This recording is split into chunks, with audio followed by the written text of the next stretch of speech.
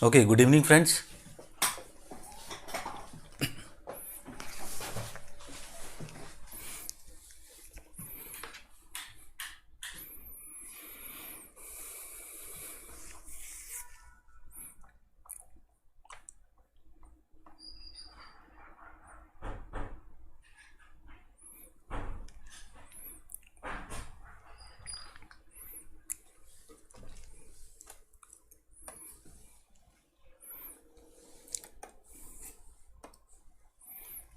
Okay, so we'll continue where we left.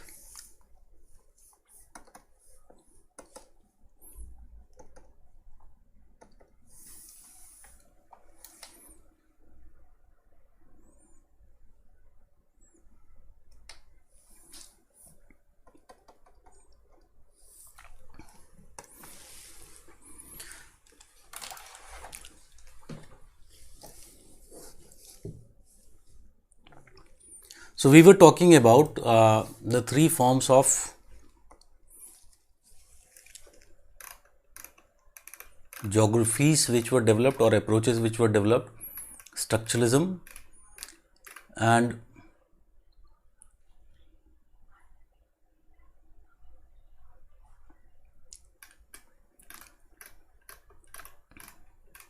realism and Marxism. Yes, perspective की PDF app में नहीं है because we are not providing this PDF. It is sent as a hard copy. Okay. So today we'll be talking about. So we have talked about what is realism, what is if you talk about structuralism, and today we'll be more focusing upon one geography which was one approach which was very central to the radical approach, and that is basically the Marxist approach or the Marxist geography.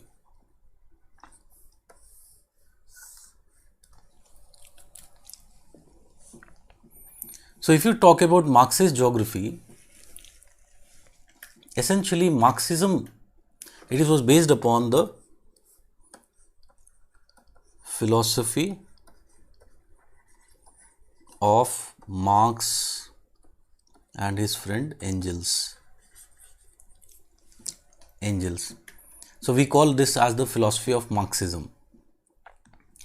Now, when it comes to the Marxism philosophy, we have already talked about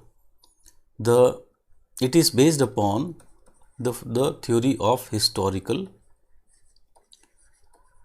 materialism. Historical materialism.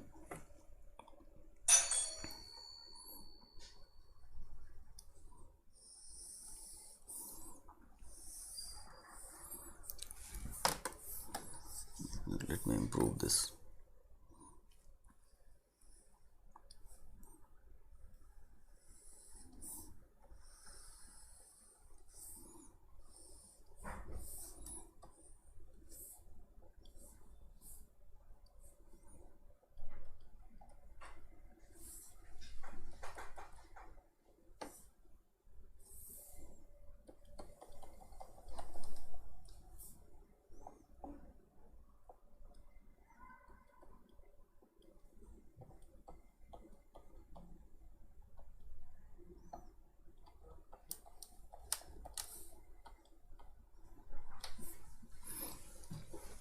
So we have already talked about this phenomena.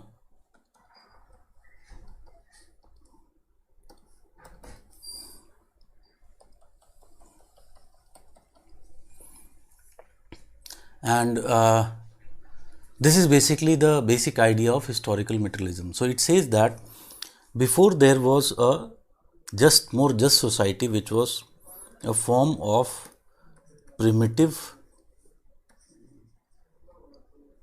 communism.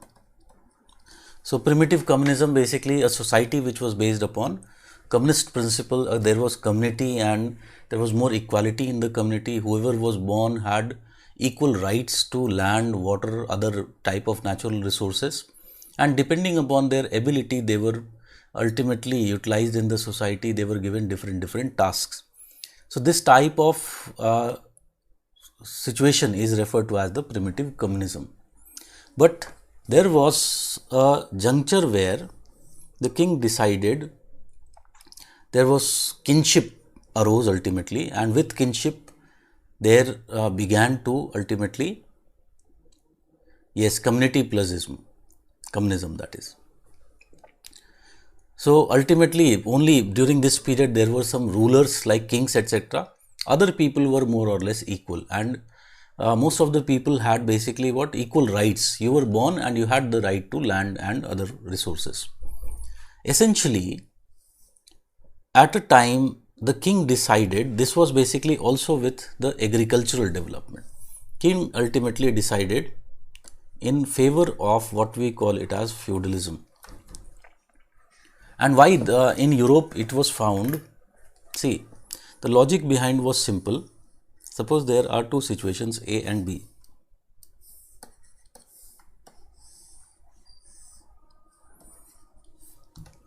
In situation A, this is a piece of land and this piece of land is equally divided between all the people.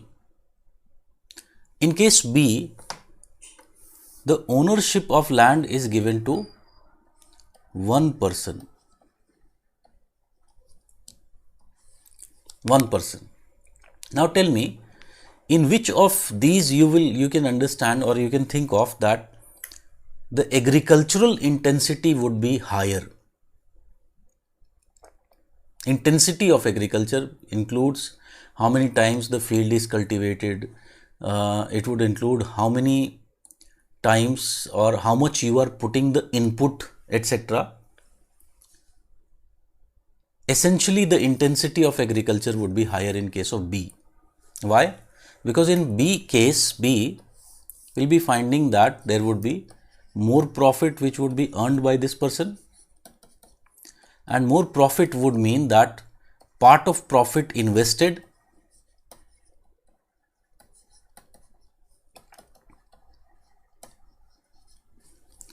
part of the profit is invested in the agriculture, and this would means higher input, greater amount of input would be put like fertilizers, etc. So if you are putting more input, you can get more from the land. So very clearly we'll be finding that intensity of agriculture would be higher here. So intensity of agriculture, if it is higher, can I say that this would mean that greater intensity of agriculture, and this would very clearly mean that production, total productivity and production of agricultural products, agriculture would also be higher. Yes or no? In this case A, all farmers are small, they don't have no surplus production,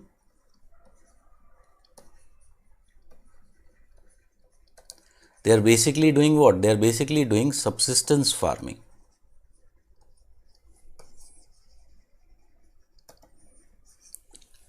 They are basically doing subsistence farming, and as a result of this subsistence farming, very clearly what will happen? The intensity of agriculture would remain low.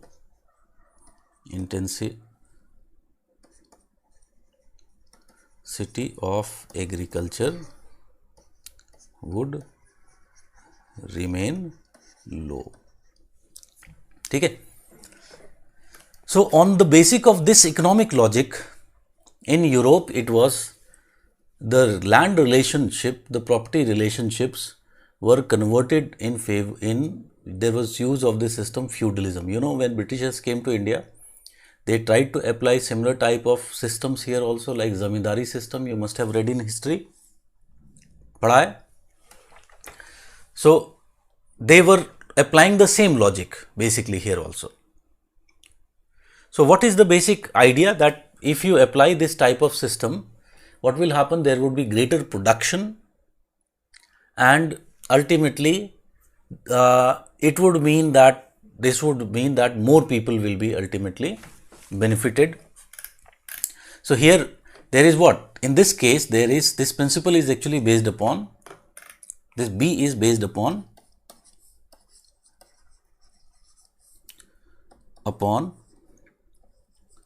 the principles of division of work and specialization.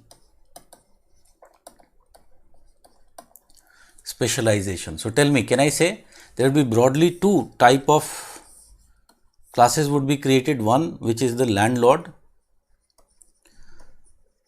or essentially the feudal landlord.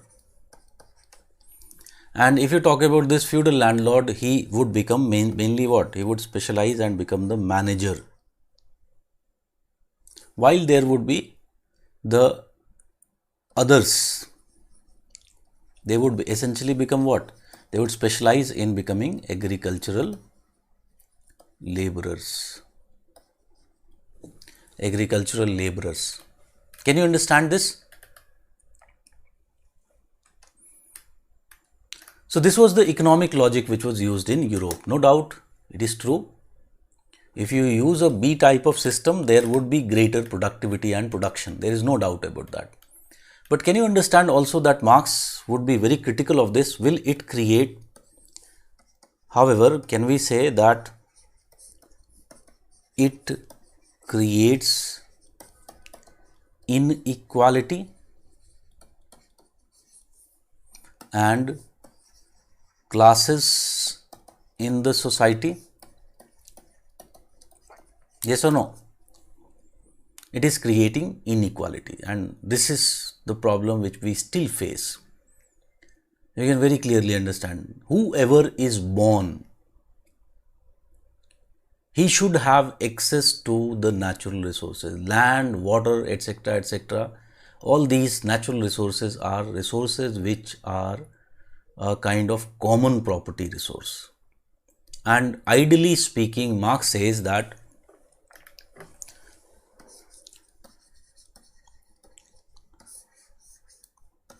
no one should be denied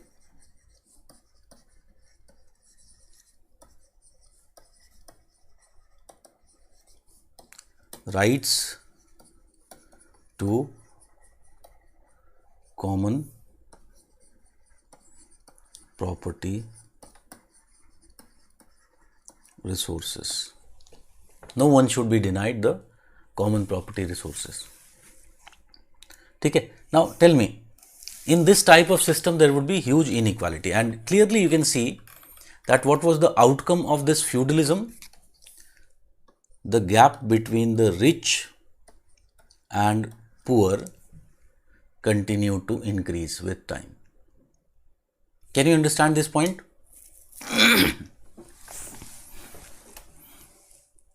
The gap between the rich and poor continued with time, and there was creation of a class of people who were very few in number but very powerful and very rich, because they controlled these natural resources. They could at any time, they can throw out anyone out at their will.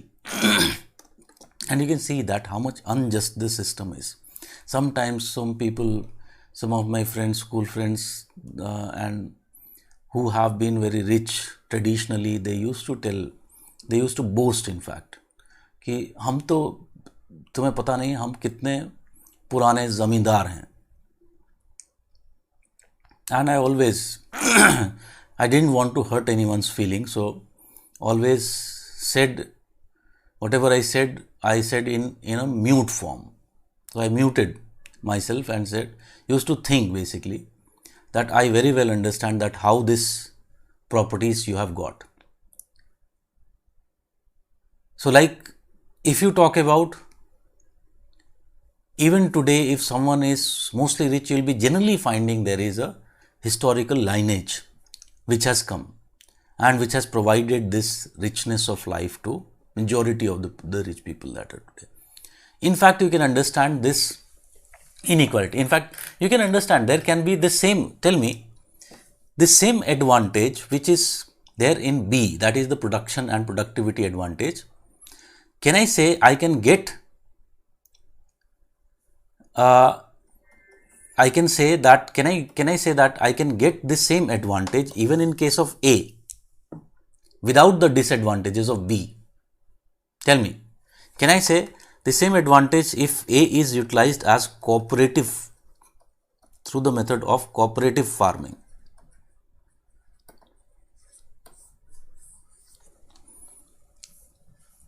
Cooperative farming. Can we say that same advantage which B offers can be achieved without the disadvantage of inequality? Here there would be more equal distribution of resources according to how people have abilities and what things they already possess.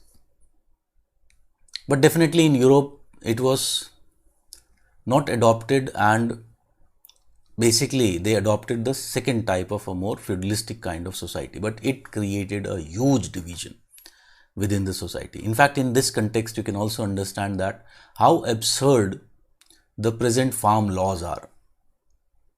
Although हम book answers में नहीं लिख सकते, we'll have to praise them. It is unfortunate.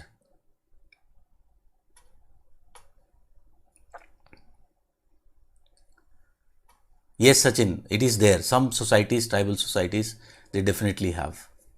So the traditional society, many of the traditional societies still practice the primitive form of communism and many other things. So basically, this is what Marx says. Now what happened? There came a time ultimately when there was saturation of agricultural revolution. So the profits which could have been extracted, the profits only added, they didn't multiply. And fortunately, after the Renaissance period, or since the Renaissance period, there was also what? A technological revolution which ultimately transformed into, we can say, industrial revolution. And with this industrial revolution, what started? There was this idea of society which was capitalistic based. Capitalism started. And again, you can understand the same people who were the feudal landlords, they had the capital. They also possessed large amount of lands. So basically what they would have done, they invested this capital and created factories, manufacturing units, etc.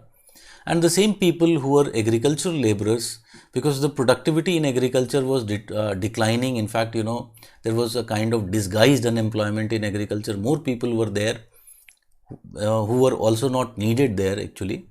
So what would have happened with this labor, agriculture labor? It became the industrial labor, and the process has continued.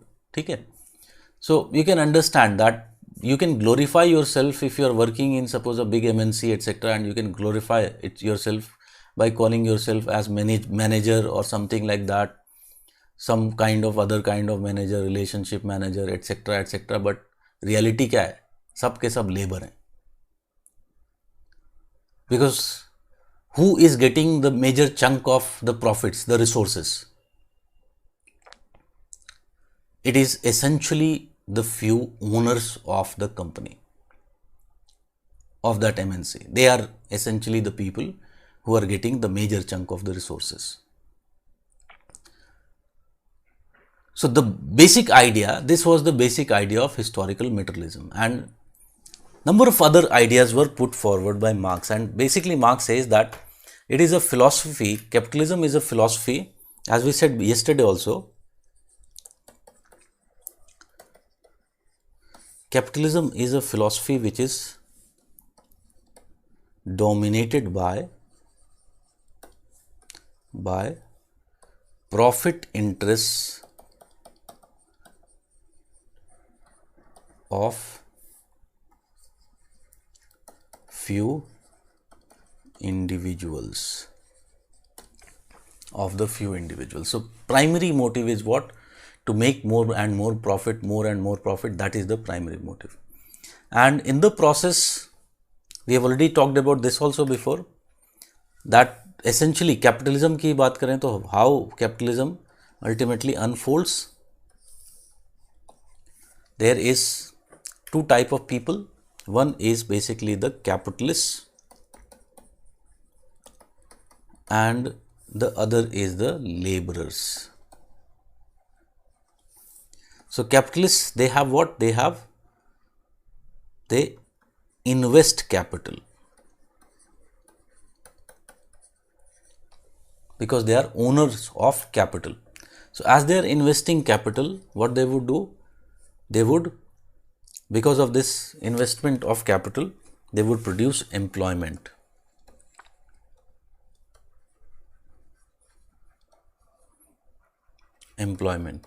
And as a result of this or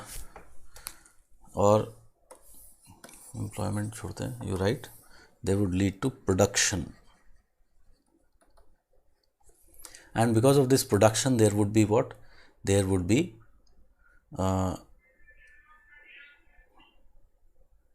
also in this production, what they would do? They would exploit laborers. How they are exploiting labor? By keeping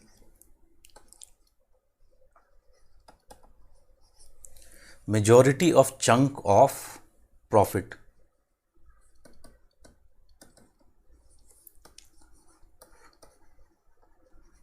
Chunk of the profit. And again, this profit becomes what? This profit becomes, they are increasing the capital.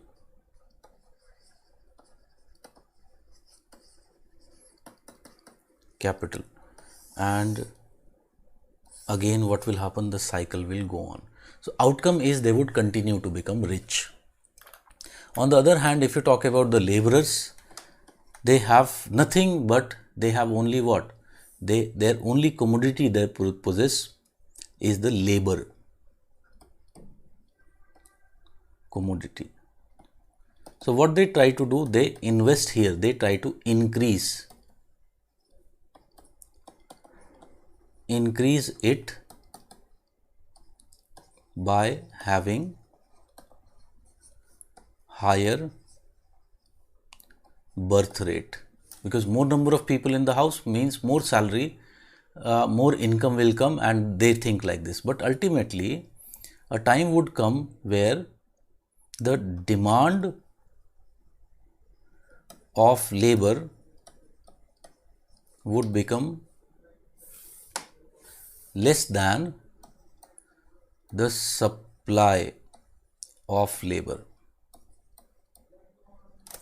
Yes, you can also use labor commodity, or as Pranav says, manpower, definitely. So demand of labor would become less than the supply of labor. Outcome would be the wage rates decline, because it is market mechanism, and this would mean that they would become more poor. Overall, they would continue to invest in this. The cycle goes on. The vicious cycle of poverty, what we call it as, it continues, and they continue to become more and more poor. So the gap between the rich and poor continues to increase under this system. This was the basic idea on which Marx has put up his philosophy of Marxism. Okay?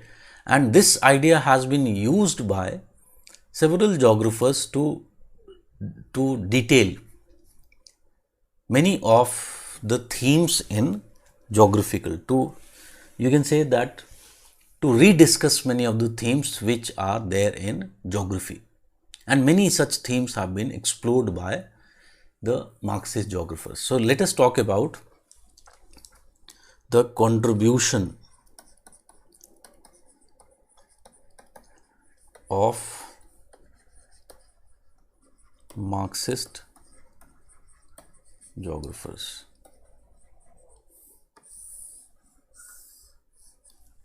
Marxist geographers. Very important thing is Marxist geographers are doing what? These are geographers who use the theory of Marx to understand any prevailing circumstance. So they are trying to understand everything from this philosophy of Marx. And that is how they are different from the realist and structuralists. कल भी हमने देखा था. Because realist and structuralists say that what happened in Europe, it is not necessary that it would be happening everywhere. ठीक है? There can be n number of possibilities, if you remember. So that is basically the main aspect of the Marxist geographers. So Marxist geographers, what they are saying, they have contributed in number of fields. So very important contribution is with respect to the economic geography, urban geographies. They have contributed to cultural geography, to ecology, environmental geography. ठीक है? If you remember, we talked about the environmentalism में. Do you remember we talked about the communism type of environmentalism? याद है? So they have also basically uploaded they have also deliberated upon environmentalism. Just 1 minute.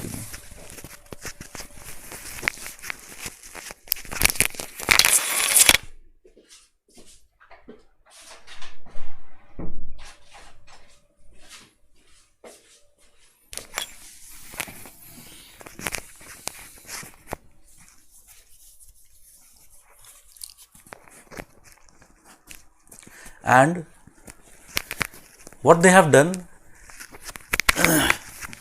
they have produced many new themes which were not there in geography before. New set of ideas through which our understanding of the geographical phenomena has definitely enriched. We cannot say that it is different thing to argue whether they are correct or not. But one thing definitely can be argued, they have given new perspectives to geographical inquiry, which was missing before. So, if we talk about the Marxist geographers,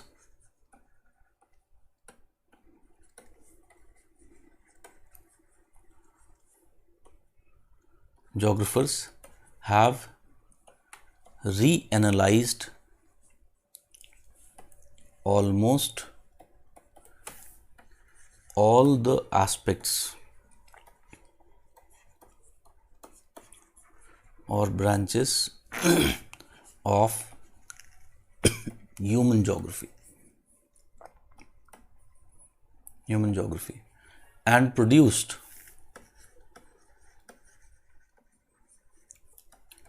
variety of new perspectives which have further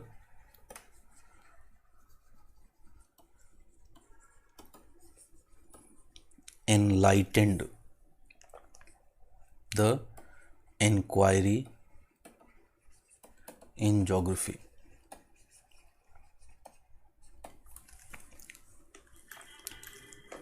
So, if we look into some of their important contributions, they have talked about themes like they have developed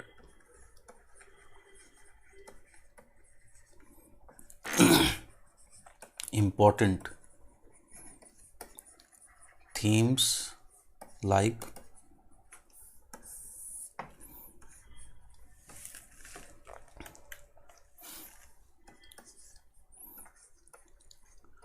production of space and uneven development.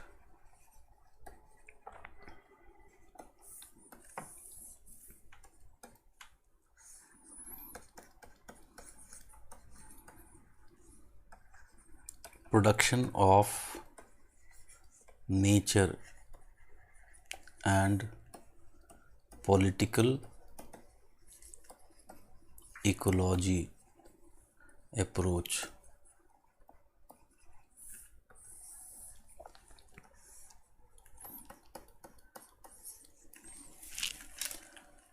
concepts like globalization of place,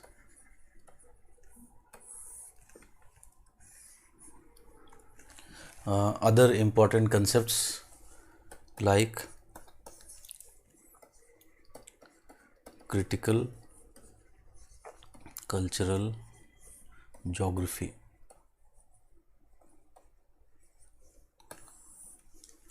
Critical cultural geography. Others, every field they have actually enlightened, and others like critical geopolitics. Critical geopolitics. So, in almost every branch, what they have done? They have contributed, like critical or Marxist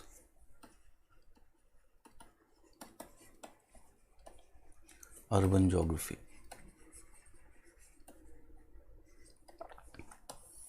So, I can take up any field and I can talk about what has been their contribution. So, let us start with some of them we will talk about. So, first very important is production of space and uneven development.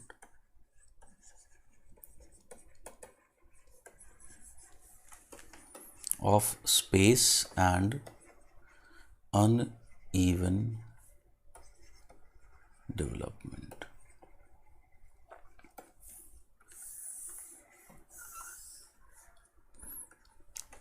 So, very importantly, what we find that Marxist geographers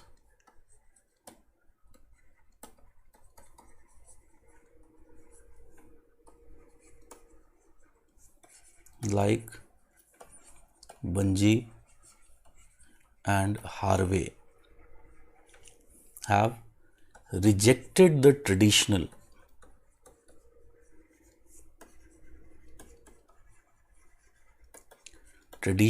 idea in geography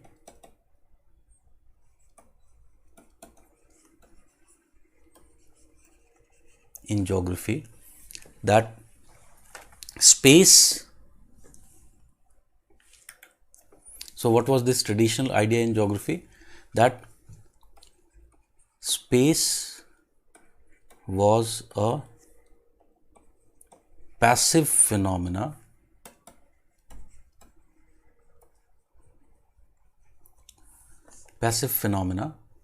which provides framework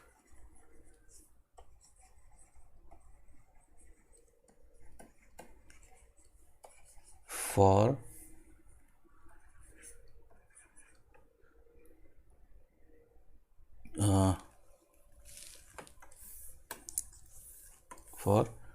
occurrence of geographical activities. So, this is the basic idea that space is basically what?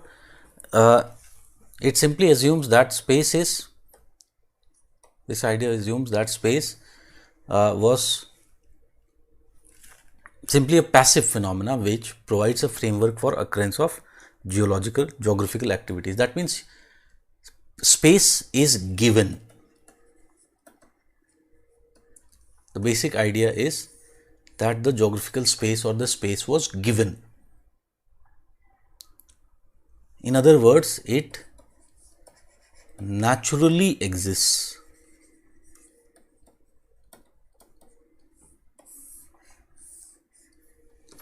It naturally exists. So, what Marxist geographers argue, Marxist geographers reject this claim.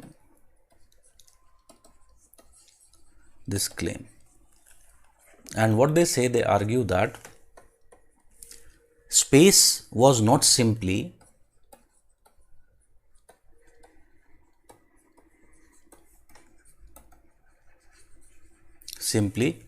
the backdrop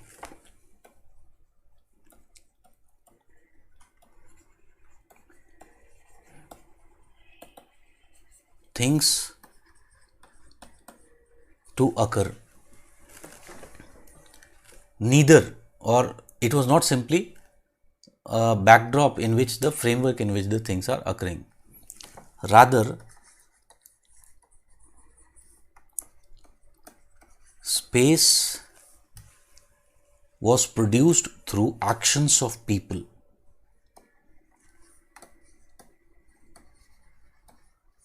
Produced through the actions of people.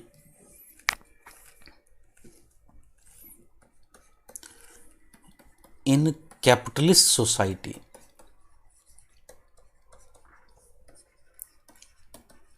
societies, space is result of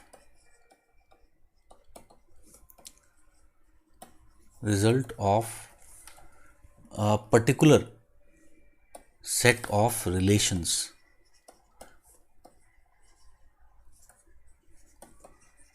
Of productions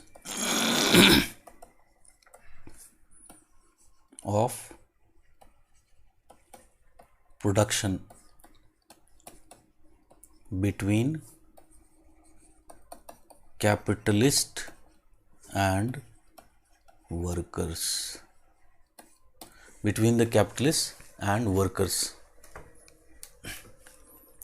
In other words,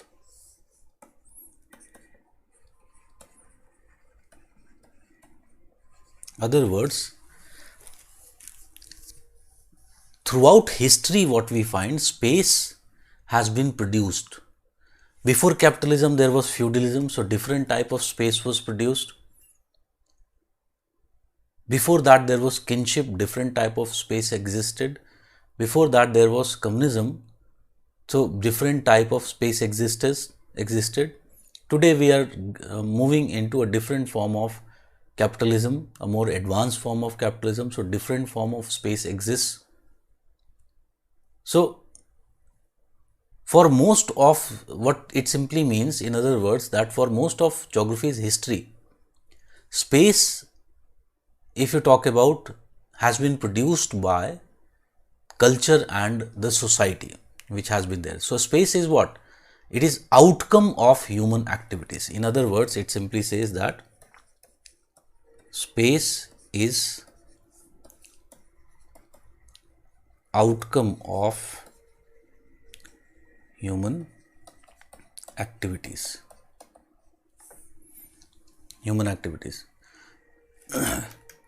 Very importantly, several people like David Harvey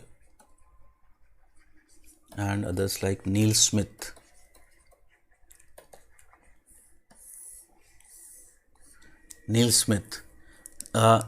they have developed a theory. Smith was student of Harvey, so they developed a theory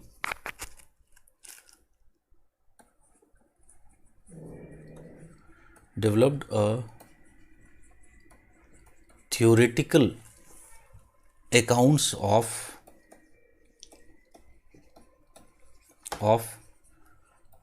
production of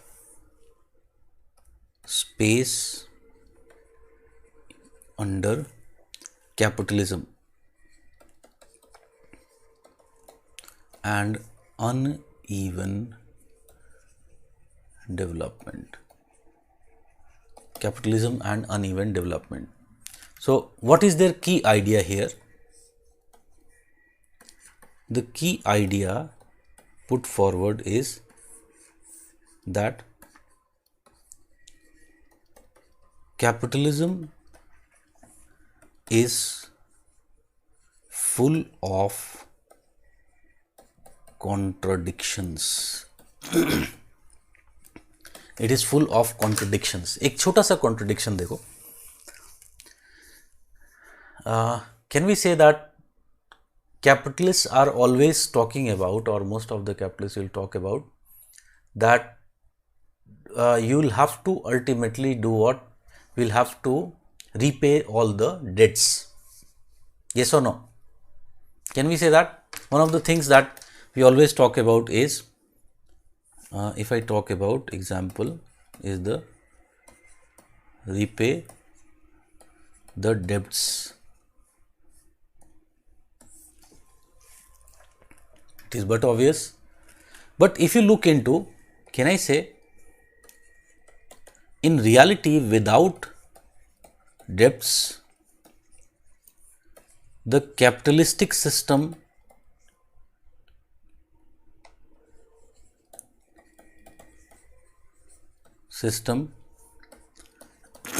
would stop functioning. Yes or no? Most of these capitalists that you know in India, aren't they taking our own money and giving job to us only? Yes or no? Don't you think it is a very big contradiction that we find?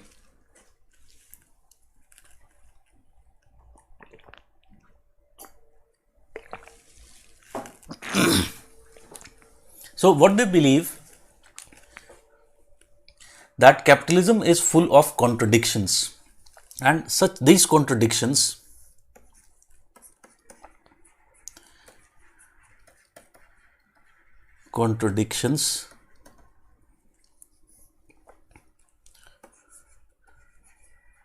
frequently give rise to various crises in capitalistic societies. Tell me, yes or no? Always we listen about this crisis, that crisis, and crisis basically what? It keeps on arising and then it is shown to be solved. So why this crisis arises? This crisis is essentially result of these contradictions which are there in the capitalistic philosophy. Now to solve this crisis, or better say, Harvey says that capitalism never solves its crisis. What it does? It only keeps on shifting. It only keeps on shifting the crisis. Like for example, if there is bad performing industries, capitalists in India, and like apne Chote Ambani ji, so he is facing lots of crises, these days. And again, tell me on whom this crisis would be shifted. On which people this crisis will be shifted ultimately? Can I say that this crisis would be shifted on different people? It would be just shifted to some other sector, to some other place. They would put more taxes or various ways they would ultimately shift the crisis. And the crisis keeps on coming, it would never be solved. And in this process of shifting,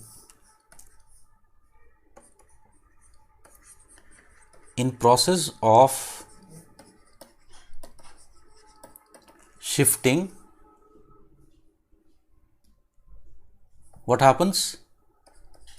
New spaces are required.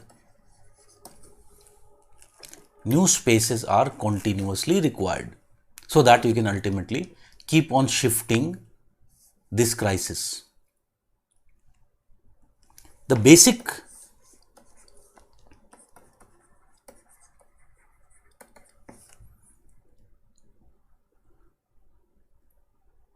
idea of capitalism is to keep on earning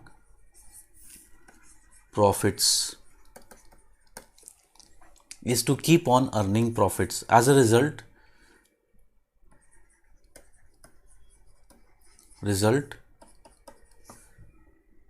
they always leave scope for new areas where such profits could be earned or crisis could be shifted.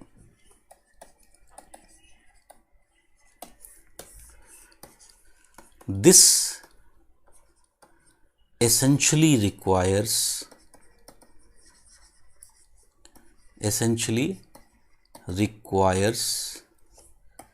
uneven development of space. This essentially requires uneven development of space. Okay, can you understand this point? See, I'll explain you. Suppose capitalists are earning money.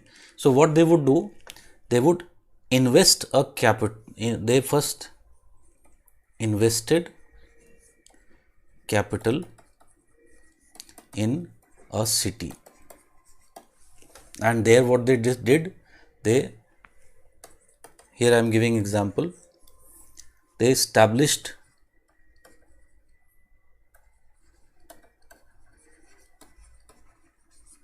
physical capital, etc. Now tell me, does this development of this physical capital, which is also immobile, will it attract more people? Will it attract more people and resources? Yes or no? It would definitely attract more people and resources. So what will happen? Profits keep on rising. But tell me, can I say a time arrives when congestion sets in and cost of production begins to increase? It begins to increase through various ways, like various type of taxes, like pollution taxes. There would be basically other phenomena like increased competitiveness for labor would make more costly labor, higher land rent. Other problems like this costly labor can be result of increase in competition, or other phenomena like, for example, your labor unions, for example, because more and more labor would mean what? There would be a cartel of laborers would be created, there would be labor unions, they would talk about their rights, etc., etc.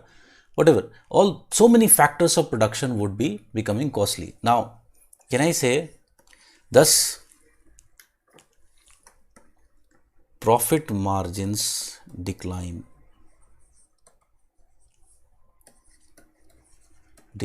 and crisis arises. Now tell me, as soon as this crisis arises, one choice is that what they would do, can I say that presence of other underdeveloped regions would mean that production can be shifted to these new areas where cost of production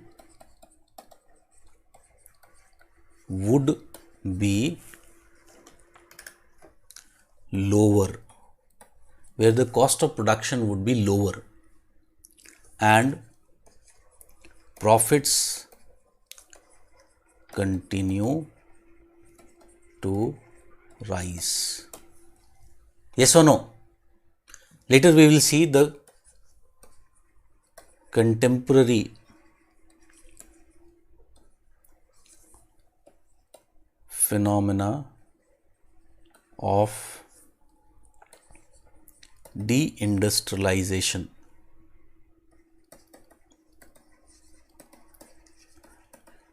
and delocalization should be seen in this regard. So basically what happens, there is industries, now they are shifting to new areas, even to developing countries. Why they are shifting? Because there is greater profit margin there. And what has happened to the old areas? Old areas like Detroit, you might have heard about the decline of Detroit, how much unemployment etc. has risen in case of Detroit. Can you understand why people like Trump etc. can get so much support from the general public? This is the main cause. They were able to exploit this fear of the people, the problems that people are facing with respect to unemployment etc. etc. So tell me, can you understand now this point, that if there was, which is more profitable to a capitalist, even development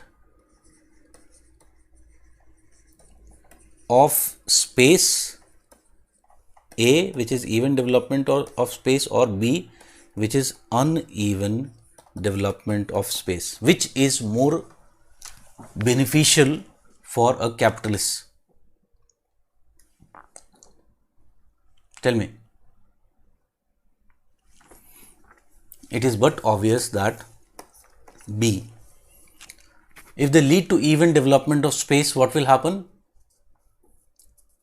If they are leading to even development of the space, very clearly they will have no place to shift the crisis, the problem.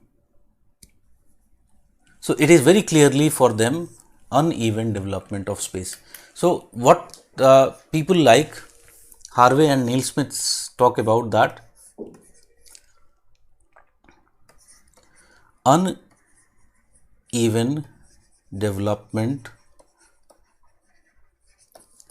is the hallmark of capitalism.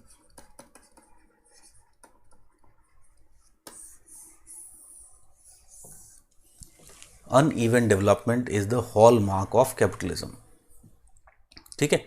So that is basically what they argue, that spaces are basically what? The spaces are not given, they are essentially produced by the people. And very, very important person in this regard who has done his work, this work is Henri Lefebvre. So he is basically a French theorist.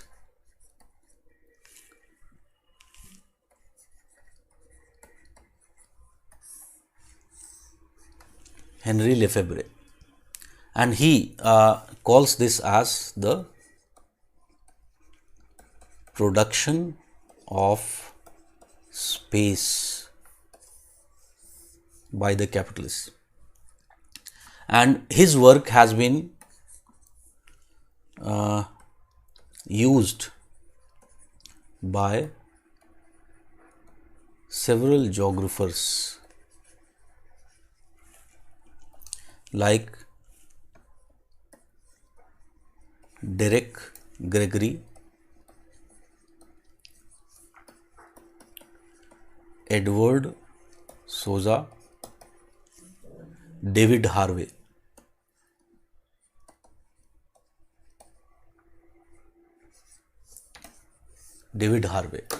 To explain how capitalism is involved in the production of space.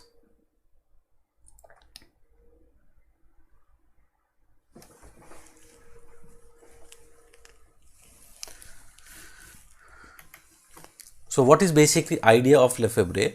He says that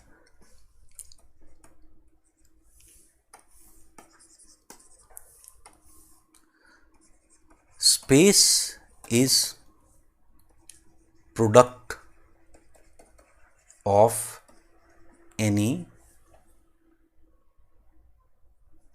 politico-economic system. Each type has its own type of space, and space here means very clearly the geographical space.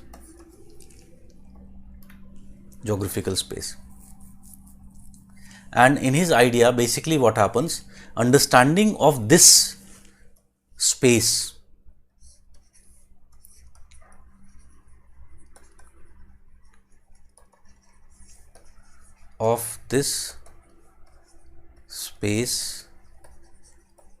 becomes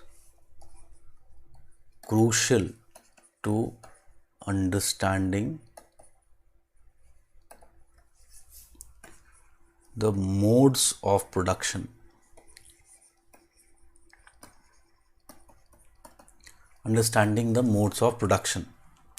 So,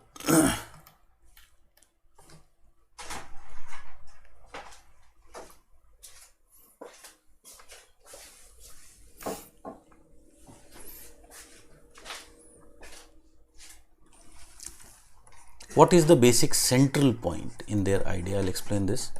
First, you little bit write this. Central point in his idea is, and various others, Harvey, Smith, what they argue is that space and our conceptions of space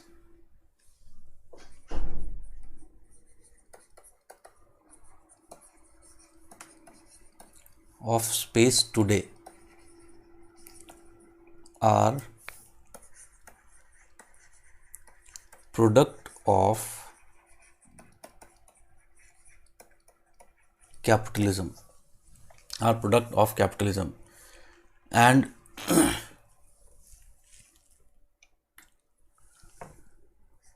if I just explain, then let us take an example. For example, if I take a case of library. Tell me, in a library, can I say there is an environment which is produced, which is very silent? Can you go in a library and start shouting? You'll be thrown out.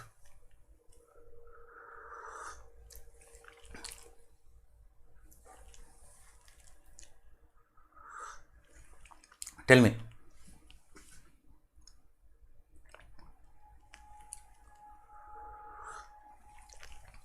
So this kind of silent environment,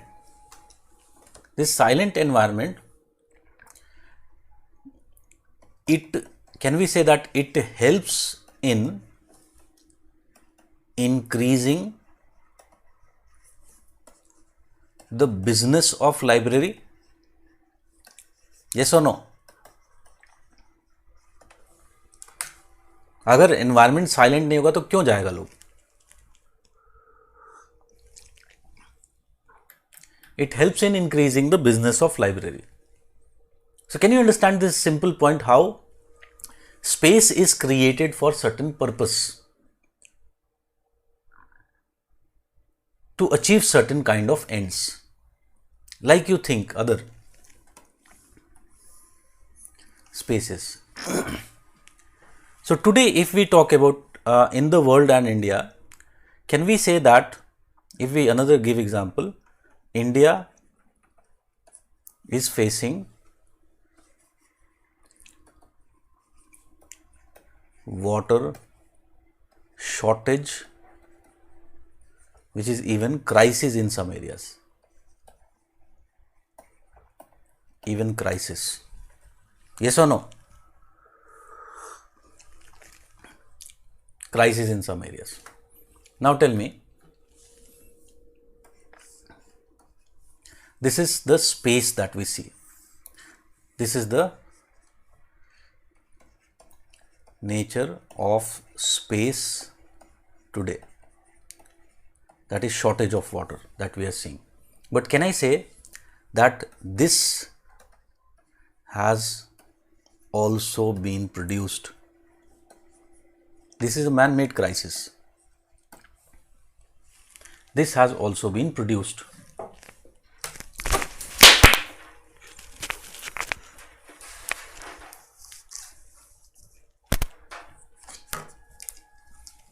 This is a crisis which has also been produced. For example,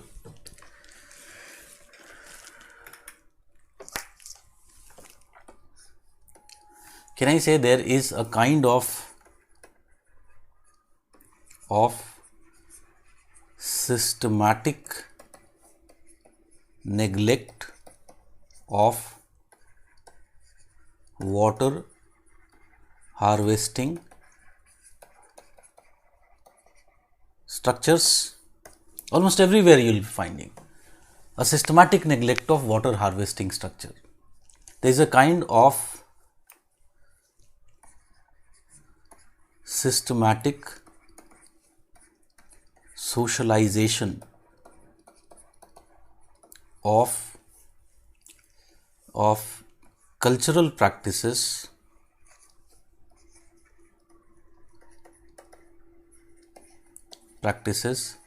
related with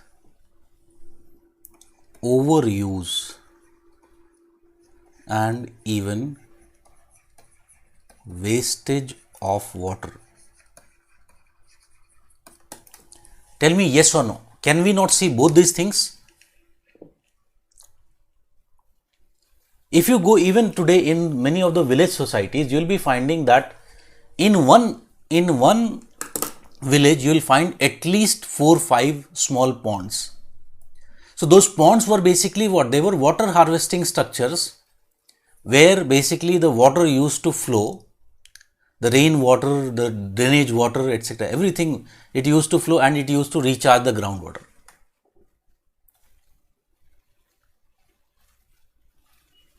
Other ways, like for example, technologies like green revolution technology, which are water intensive. In urban areas, we have become so much used to over exploiting and even wasting of water. Like for example, I still remember, and I am also a culprit in this. I am not saying that I am a saint, I am a culprit in this, many of these. So for example, when I was, because I belong to a period which was before the LPG era in India, so that time there was like when we used to take bath, there used to be एक bucket and वो एक bucket पानी में you ultimately finish your bath.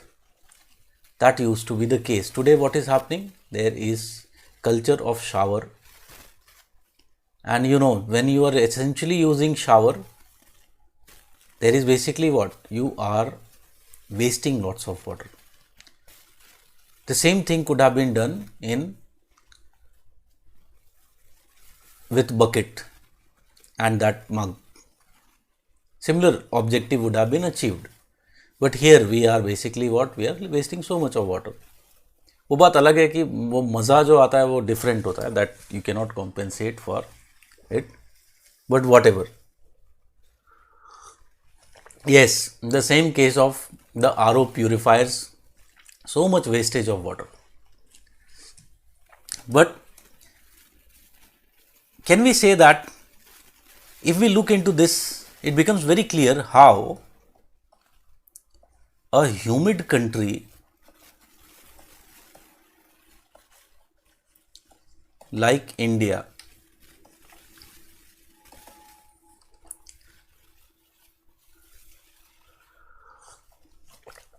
में will see that the precipitation which is there around 113 centimeter annual precipitation can become water scarce.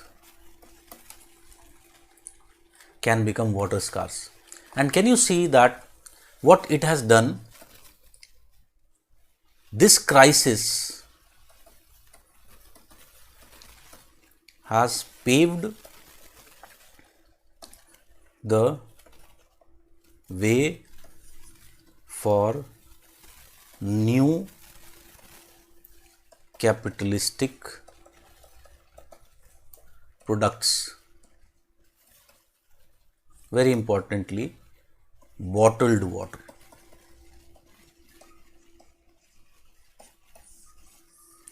So this crisis has led to what? It has given rise to one opportunity where more capitalists can make more amount of money. Can you understand this point, what we are saying?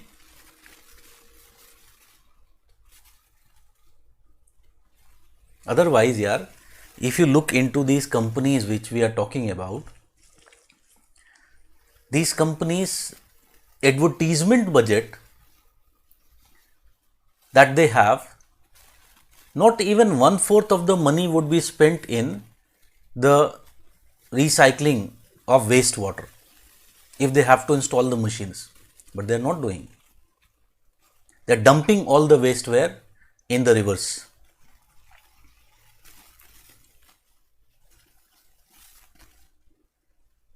Yes, Yogesh is correct. Definitely same is the case with air pollution. And very clearly now there is opportunity to sell air purifiers. So space is produced in such a manner that it gives rise to what? Certain type of opportunities. It enforces the system of production. So the space that we see around us is essentially what? It is not a natural given. Such type of space is what? It is produced space by the capitalists. And still, even in India, you can see there are several backward areas. They don't pay attention to those backward areas because they know that once there is crisis in Gujarat, there is crisis in Mumbai, ultimately there will be shift towards which areas? These backward areas, and they would provide those opportunities. Can you understand this point? Thus,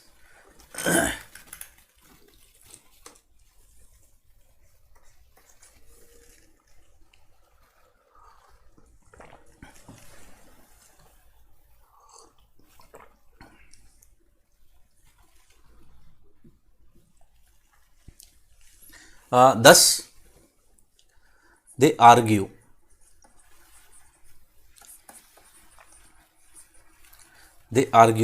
that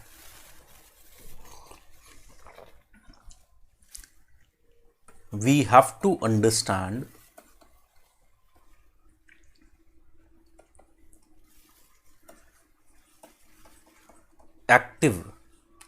the active role of space under capitalism to be able to critique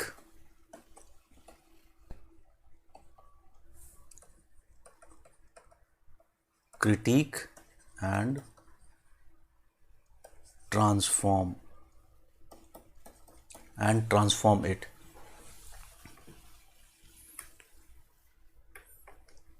ठीक है. So that is basically the case of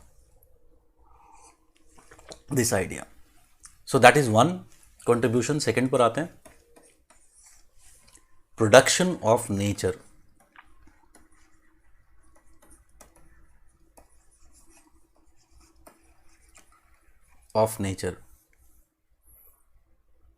And the political ecology approach.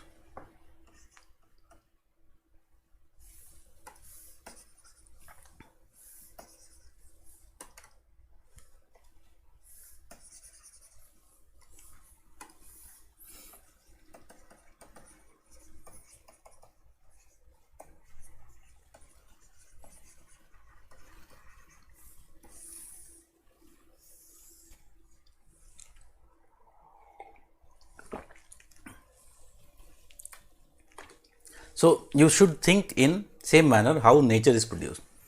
So we very clearly find that in the Western tradition,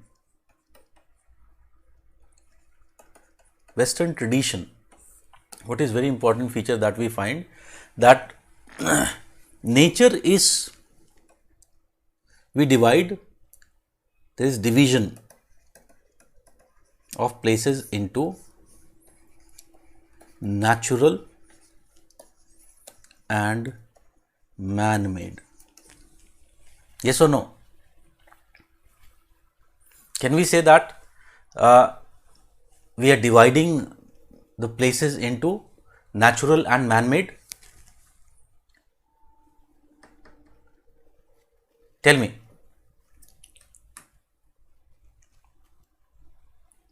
And here nature is something which is a kind of untouched phenomena. It is given phenomena.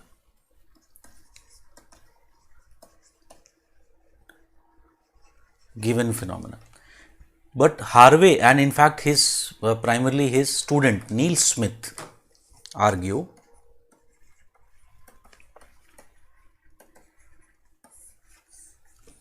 Neil Smith argues, he has written a book, Uneven Development, in 1984.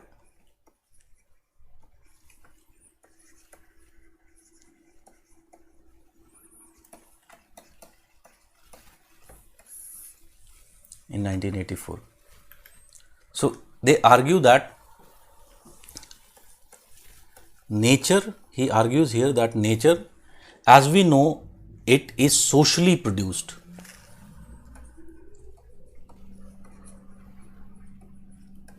Is socially produced, and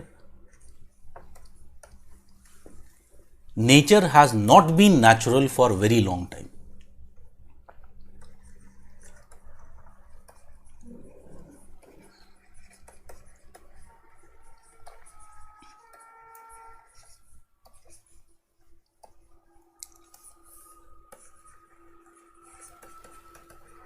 For very long time. He talks about two types of natures. So there are two types of nature. First is, he calls it as first nature. So first nature is the original,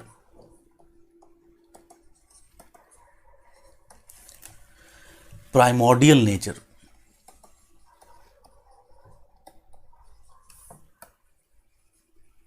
original primordial nature, which is conventionally thought of as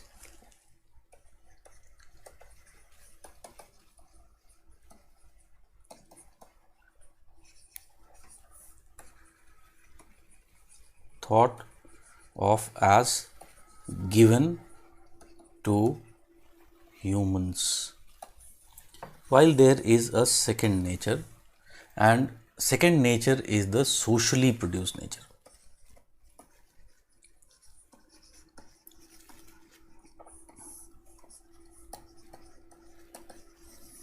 Socially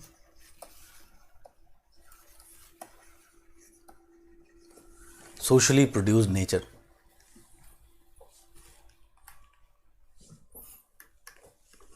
So what he says that in capitalism,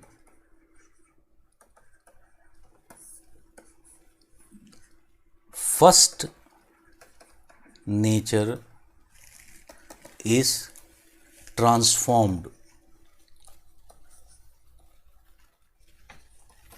into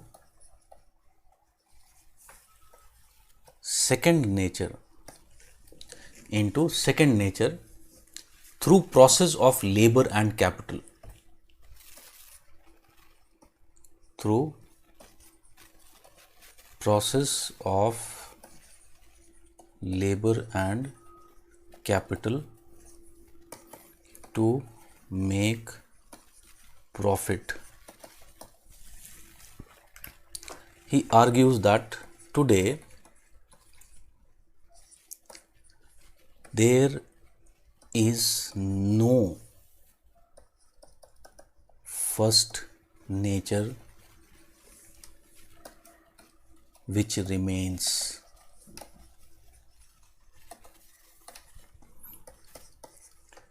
Whole earth has been converted to second nature.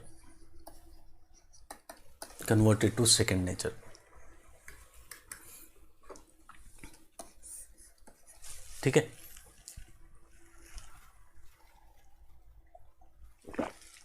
So he argues that there is today no place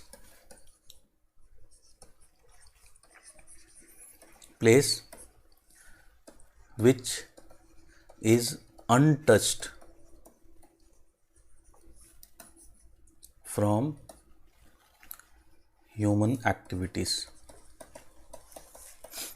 Untouched from the human activities. Tell me, can I say even remotest places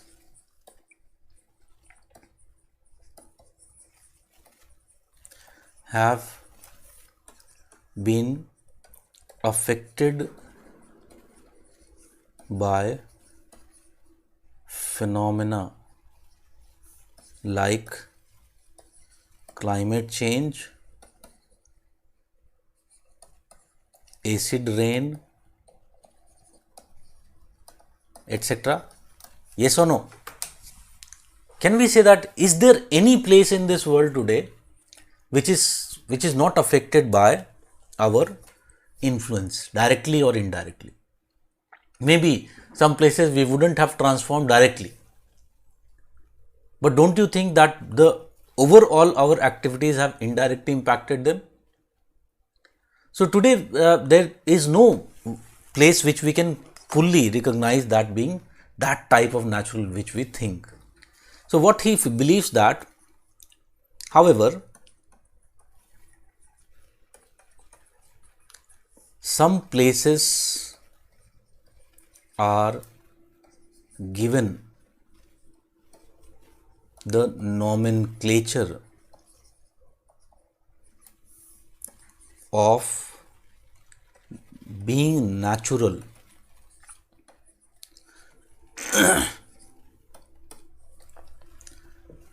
They are designated as being natural. Why they are being designated as natural? It is very simple to derive advantage from it. to derive advantage from it. For example, you take the case of national parks, wildlife sanctuaries, biosphere reserves. Yes or no? They are maintained in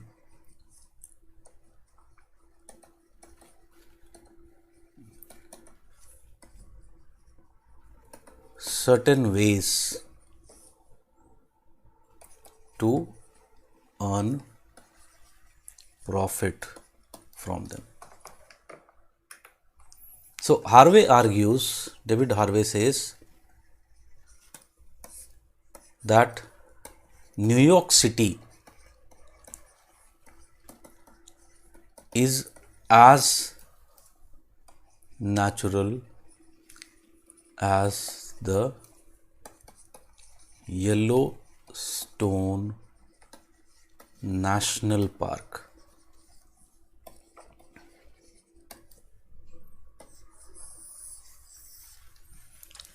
Is as natural as the Yellowstone National Park. So very clearly they are giving, it may be true, may not be true, but can I say that it is a perspective? And there is no doubt about that, that many of the money which we are spending, many of the investment which is being done to maintain these natural places, which we call them as natural, they are more keeping in mind the profits that we derive from them, rather than to maintain them as natural. Okay? So this is basic idea. Similarly, if you talk about this critical type of analysis has emerged into political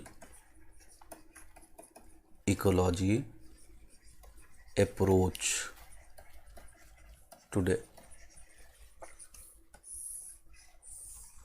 Political ecology approach. And what is this critical type of analysis? Critical with respect to whom? Critical with respect to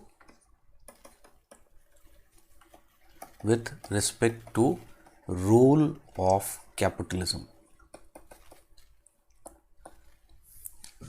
Capitalism in what? In producing environmental degradation. Okay? So this type of approach is essentially political ecology approach. And if you talk about political ecology approach, this approach is essentially based upon,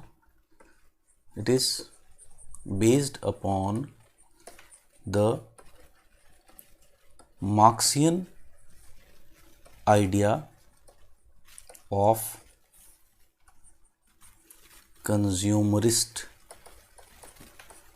societies. Marxian idea of consumerist societies. Okay. So what is this Marxian idea of consumerist societies? Marx says that in capitalistic society,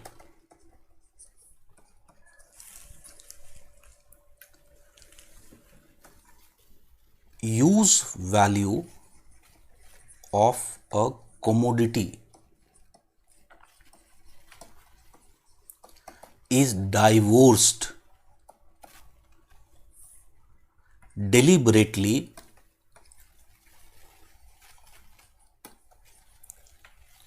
from its monetary value. From its monetary value. So use value of commodity is divorced from its monetary value. ठीक है? And in such societies, what happened? The basic objective is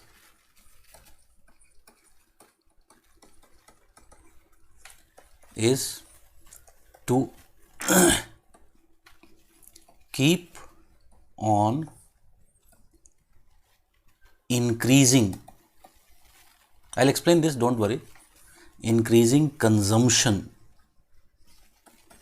To keep on increasing consumption, even if it is not needed, so as to keep on increasing profit. So as to keep on increasing the profit. So even if you don't require, you keep on increasing consumption.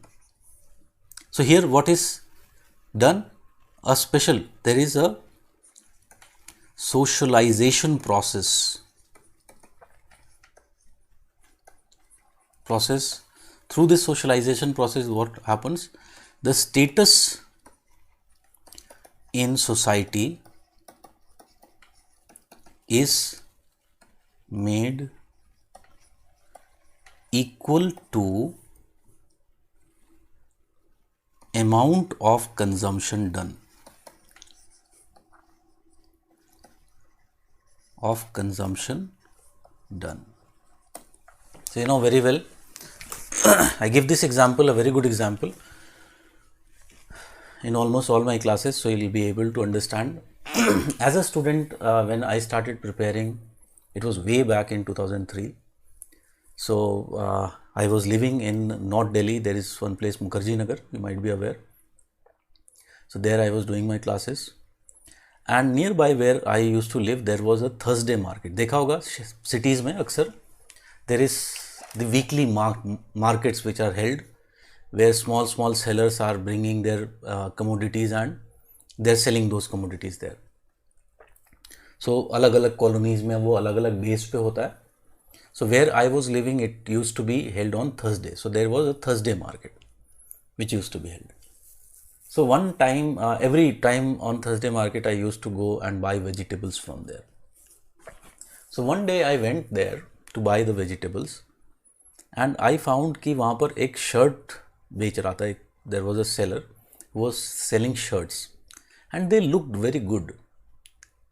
So I went there and just out of curiosity, I inquired कि how much is the cost, and he said no bargain, 100 rupees each. I was very positively surprised because the quality of cloth and everything was quite good. Even the brand names were quite good, whether they were all Peter England and Van Heusen, etc., etc. So वो सब नकली था, but it looked very, very original. Obviously, you can understand I wouldn't have missed this opportunity, and I bought on the spot 4-5 shirts. On the spot. From next day, I went and I continued to wearing those shirts in other classes, and everyone was my friends were positively surprised because the color and everything was very good actually. So they asked me कि कहाँ से खरीदा. So मैंने उन्हें बताया कि वो कमला नगर चले जाओ, वहाँ पर वो शोरूम है, वहाँ से ले आया. Now, why I am telling this story to you? Because I still remember those 100 rupees shirts. They did the same, their utility value, if you talk about their use value. Here we are using this word use value. Was exactly same as this shirt I am wearing. This shirt is somewhere around 3000 rupees. So their utility value or the use value was exactly same. Hardly there was 19-20, 19-20 का अंतर difference था. Maybe little bit better quality.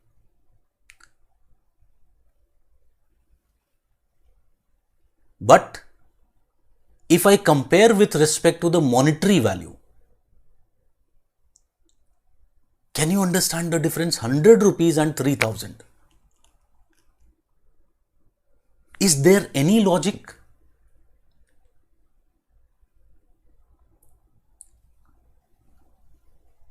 The only logic that is there is that I have bought this from a very big showroom. CP में जाओगे तो वहाँ पे एक showroom है Planet Fashion, and all very good quality brands, and even the latest ones you'll be finding there. That is the only difference, major difference. So what has been done in these societies is that they have divorced the use value and the money value, and they have created a kind of social environment where you are compulsorily, if you have to show that you are also belonging to a higher strata of the society, you'll have to keep on consuming these products.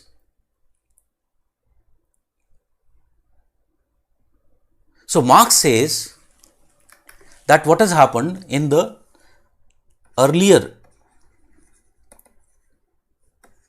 societies, the relationship was commodity, money, commodity, CMC. So here C stands for commodity and M stands for money. So what was happening? There was need of something, and that is why that commodity was produced, and with that some money was earned. Again, this money was invested where? In generation or production of that commodity which was required. But in capitalist society, this has given way to MCM. MCM, money, commodity, money. Capitalists have money and they have surplus money, surplus capital. And they keep on thinking about new ways of generating more money. And thus what they would create new commodities, and related with the socialization process, they would create new demands for those commodities. And thereby again what will happen? They will earn more money. And this type of culture is basically what? It is referred to as the consumerist culture. And here there is simply what? Use and throw of commodities. Yes, iPhone is a very, very good example of this. Use and throw of simply commodities. In this, what happens as a result of this? There is over exploitation of environment. There is over exploitation of the environment, and this is essentially the cause of contemporary environmental degradation. Cause of contemporary environmental degradation. So when we'll talk about environmental geography, I'll more deliberate on this idea. So I'll talk about the phenomena of deepening, stretching, how they are accomplished. Okay, so there we'll more deliberate on this. But this is basically the general idea of this political ecology approach. So the crux, the root of the matter is what? That in such type of society, what happens? Everything is a commodity. Even they have transformed nature into a commodity. Today we are selling carbon credits. You already know about that. So I cut a tree or a forest somewhere, and I pay some other country for preserving its forests. I just buy carbon credits for it, and ultimately the loss has been compensated. So what has been done? We have given value to even the nature.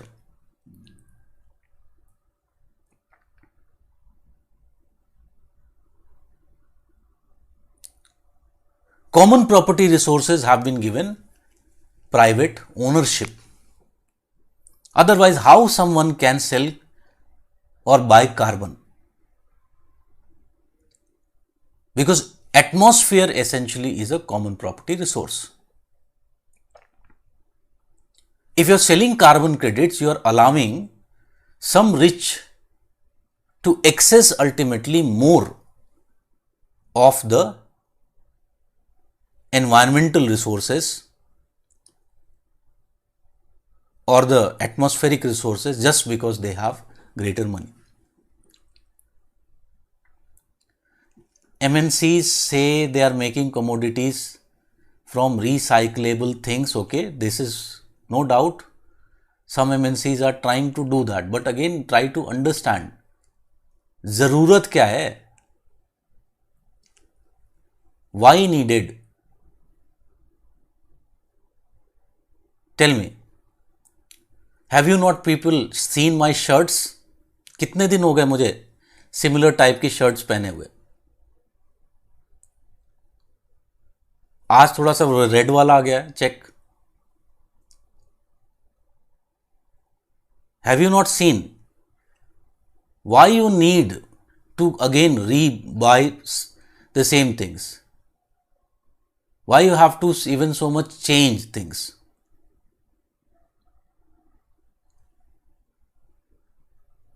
It is all social pressure created. And we are actually producing multiple times than our need.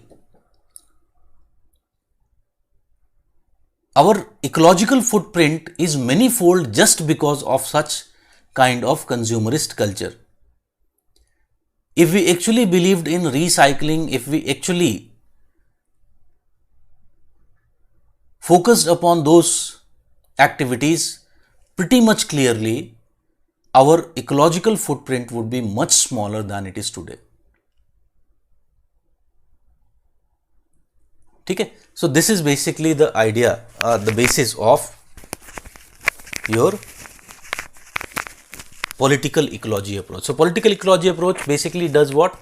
It uses Marxism theory. It provides a critique of capitalism, how capitalism is essentially the reason behind most of the problems which are faced in the society. ठीक है? Since we are talking about here places and space, so उसी पे रहता हूँ, and एक और मैं यहाँ पर ऐड कर दे रहा हूँ, and this is, इसमें हमने शायद लिखा है, did we write? I think we have written, and this is concept of globalization of place. लिखा है कि नहीं? Globalization of place. Already we have talked about this theme in the new regional geography. We'll talk about this in more detail. So essentially what has happened, it was argued by the right scholars that with rise of globalization,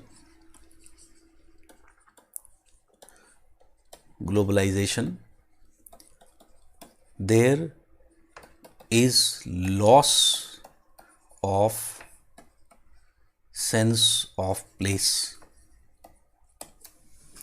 There is loss of sense of place, and ultimately all places would become global in future, and thus the need for regional studies would vanish in future. So we already talked about this. So here some Marxist structuralist geographers have deliberated upon this phenomenon, and very importantly, again our very favorite David Harvey. So David Harvey accepts, first of all, he accepts that there is globalization of place.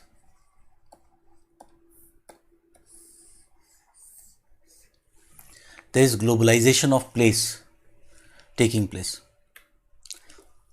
and he agrees with Ralph and Tuan in that place represents a situation of pause. Place represents a situation of pause. Now, however, ये point actually में मुझे यहाँ पर लिखना चाहिए था. This point should have come here. So पहले इस पे लिखना चाहिए था, then we should have written this second place. So after this I am writing here. So he agrees that there is globalization of place. However, he also argues that every place has its own distinct structure,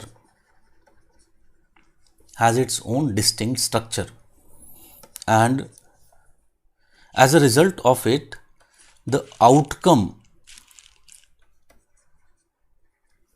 is not global,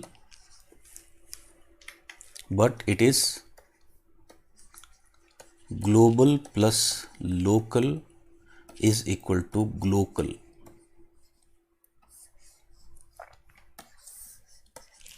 In other words,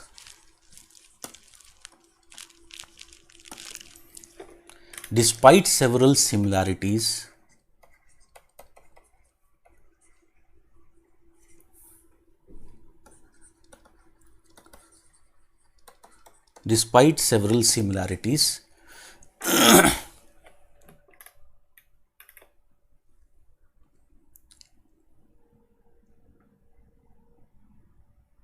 okay, so he says that despite several similarities,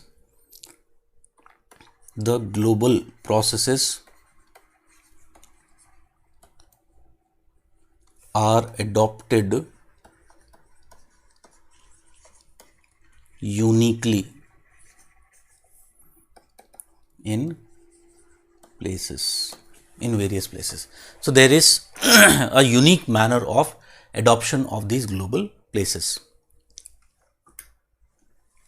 or global processes. As a result, every place is unique. Place is unique in its own sense, and he says that this is the reason of this is, in fact, he takes a political angle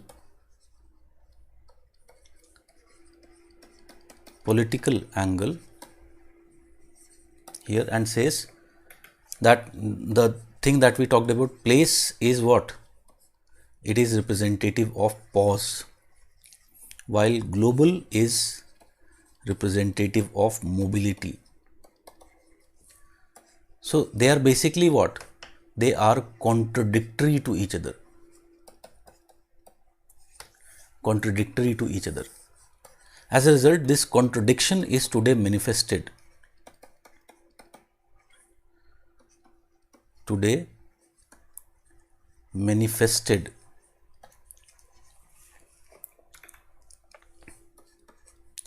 in various local and regional movements with respect to identity politics. Politics on the rise. So today, if you look into the case, you will be finding that many areas, many regions, local areas, what they are doing, they are portraying their uniqueness. They are trying to sell out their uniqueness. ठीक है, देखा होगा जैसे many of them, like when they are doing the tourism advertisement, देखा है? Have you seen that? So have you seen that how they are selling themselves about their unique feature, how something unique is present in them. And various such type of yes, GI tags is a modern version of that. So there is what? There is a kind of identity politics on the rise. And he is very clearly explaining that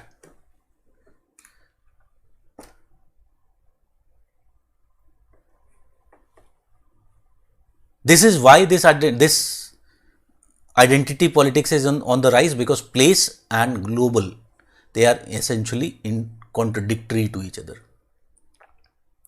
Okay? So he says that there would always be need for regional approach. Now, this idea of Harvey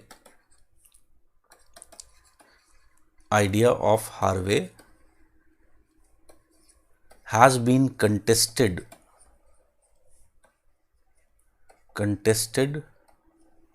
by a realist scholar, lady scholar. She is Doreen Massey.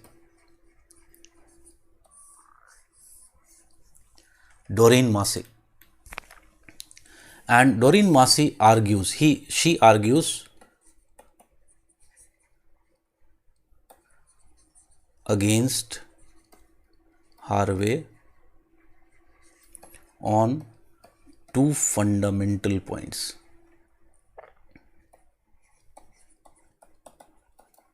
First,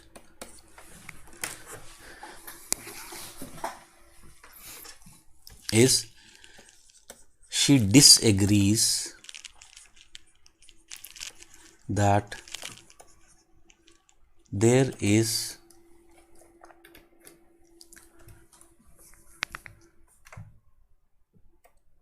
a globalization of place everywhere. ठीक है, everywhere there is globalization of place. So she says that it is more filtered with respect to places and strata of society. So tell me, this Western culture, the positives of Western culture, tell me, are they available to everyone? Yes or no? Are they available to everyone? Or people are filtered according to their financial capacity? They're definitely filtered. You talk about a woman who is living in remote village. What is basically, what it has to do, globalization of a place has to do with her daily life. she still has to go very long distance to fetch water. She still has to do the daily chores of life, which are very, very difficult in the village areas. So the idea of this globalization of place, the idea of globalization that women are empowered, women should be doing this, that, is it actually affecting that women who is living in that village? No.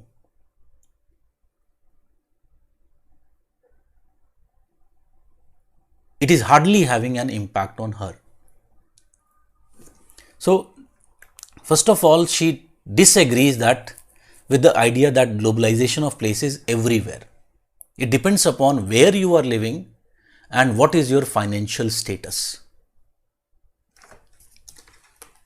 Second, she argues that inherent in Harvey's idea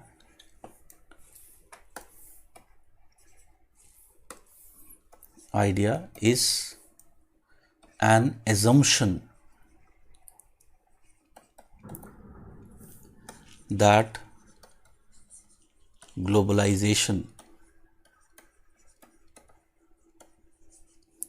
of place is a negative phenomenon.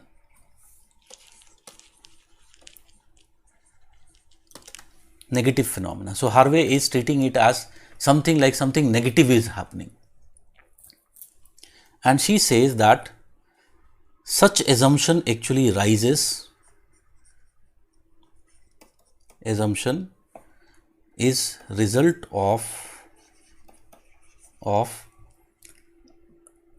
Western thinking, which has developed in recent times. So what has happened in recent times has seen that developing cultures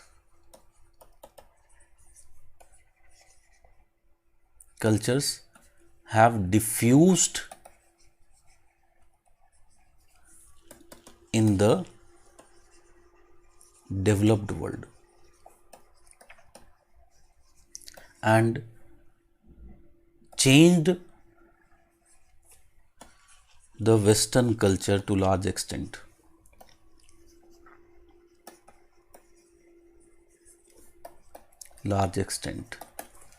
So you tell me, can I say today many of the fooding habits from developing world, many of other type of generative of the living of the developing countries, of the developing cultures, has it not permeated into the Western cultures? Yes, it has. Yes, like Namaste during COVID, all those kind of things, it has very clearly permeated. And the developed world, because the people, they treat themselves as superior. That racial superiority, which they talk about, that there is no such feeling in them, it still persists in their genes, in their genetics. And that is why they don't like it. In the process, they forget that this process has happened throughout human history. This is essentially what this, she says that in the process, they forget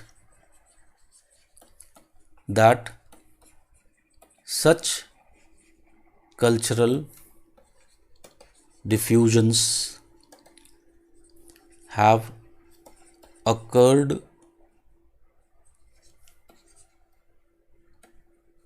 throughout history.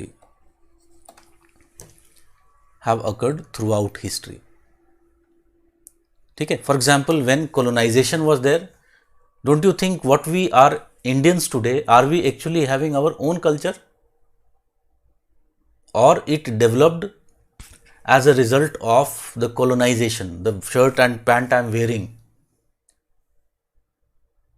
अब pant बोलना पड़ेगा क्योंकि सच नहीं बता सकता, I am wearing in shorts, sitting in shorts. So whatever I am wearing now, don't you think it is product of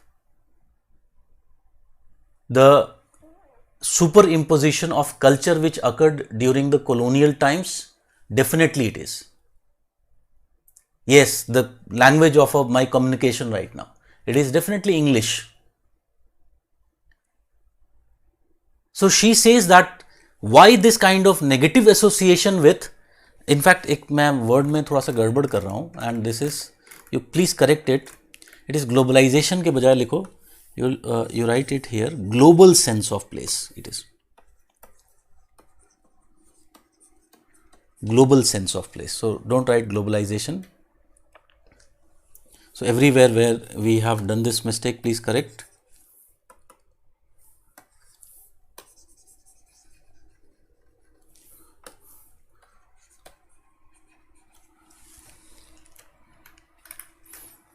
Okay. So here also that global sense of place. So she says that this basic idea of global sense of place being negative, development of this global sense of place being negative, it is what? It is outcome of this Western racial thinking, that they think they are supreme.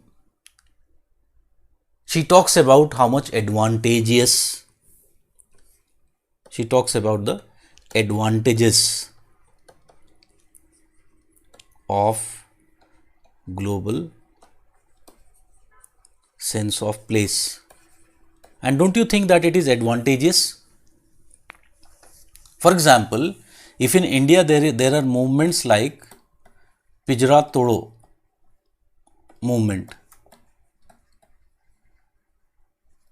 where women are demanding their rights to be at par at least with the Western culture, don't you think that it is correct? Yes or no? So it is essentially what? It is outcome of development of this global sense of place which is developing. So she very clearly put forward that this kind of negative association with the global sense of place, it is essentially wrong, and it is outcome of a certain kind of assumptions which are inherent in the Western philosophy. ठीक है. So that is one. Then और कौन से हमने लिखे थे, जल्दी से मुझे देख के बताओ. 3 we have done, I think. Another was critical cultural geography. Okay.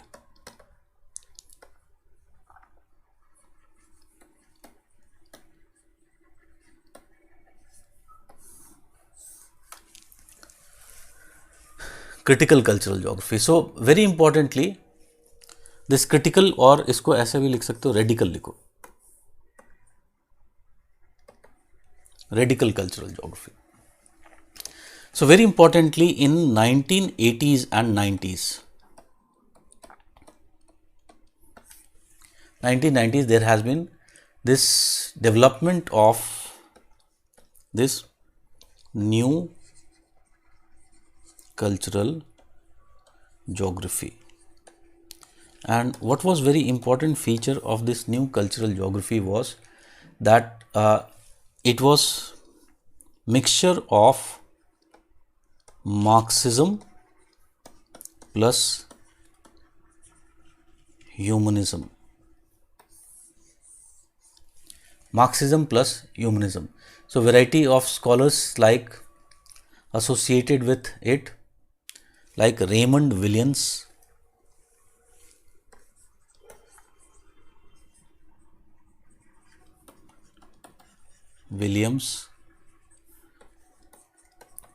Antonio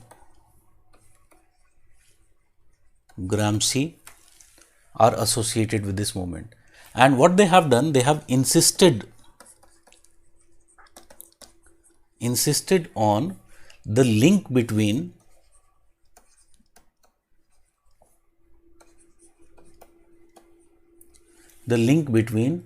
economic and cultural, ठीक है, and In this link there is no surety,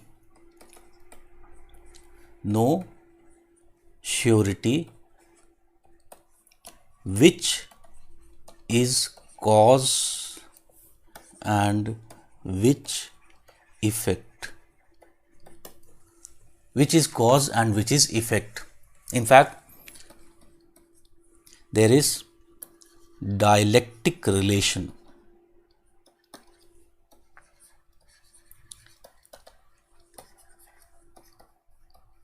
between them. ठीक है. So they argue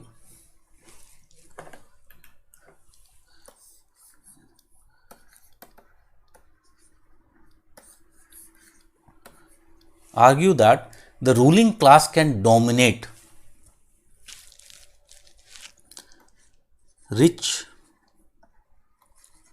ruling class can dominate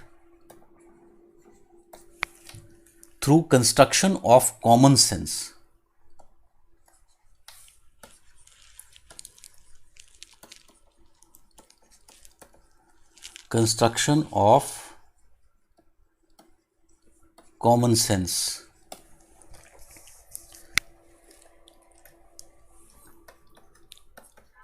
It produces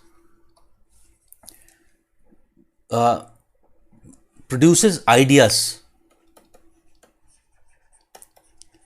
that come to be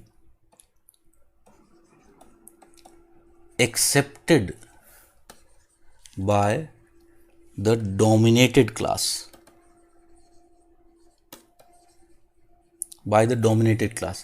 Despite the fact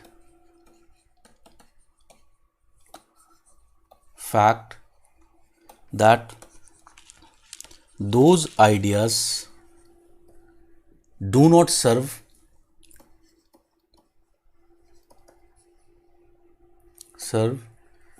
their best interest.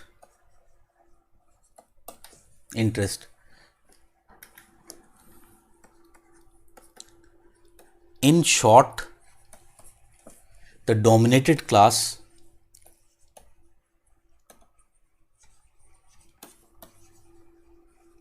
which is essentially the workers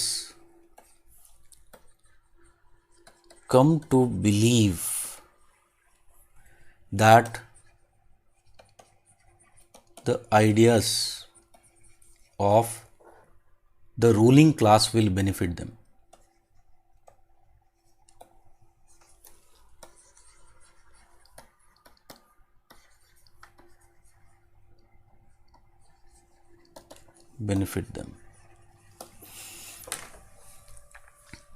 ठीक है. And very importantly, others like, can you understand this point which we are making here? Yes or no? Can you see that it is actually happening in India right now? Some certain type of ideas have been produced, like the idea of nationalism. आजकल बहुत popular hit idea है.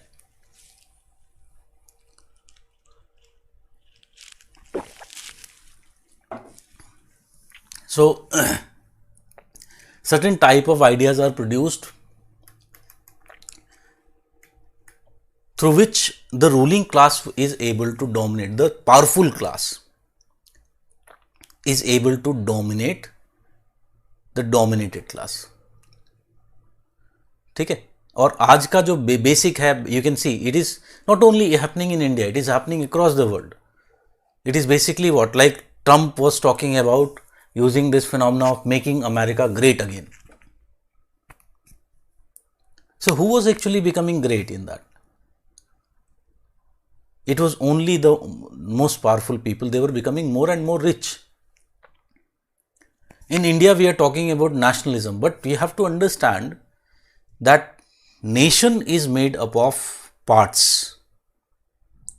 If parts are not well, then it is but logical to understand that how a nation can be well. But a kind of sense of macro sense has been created that no matter you keep on suffering, no matter your life has become pathetic, no matter even if you die, there is a greater good.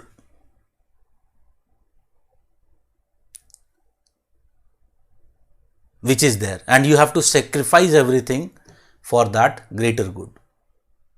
And this greater good is basically what? The rise of the nation.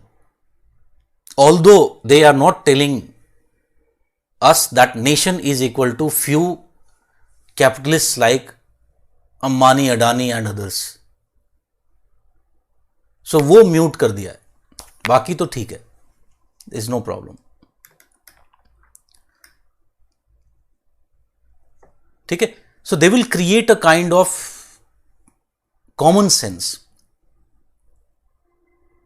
Like you see, you take other example. You take the example of intercaste marriage in India. And you will be finding that even in the lower caste, this idea of intercaste marriage is very prevalent. So, for example, a Yadav wants to marry within his community, her community. Same with respect to the other OBC castes. Who is actually at disadvantage from this?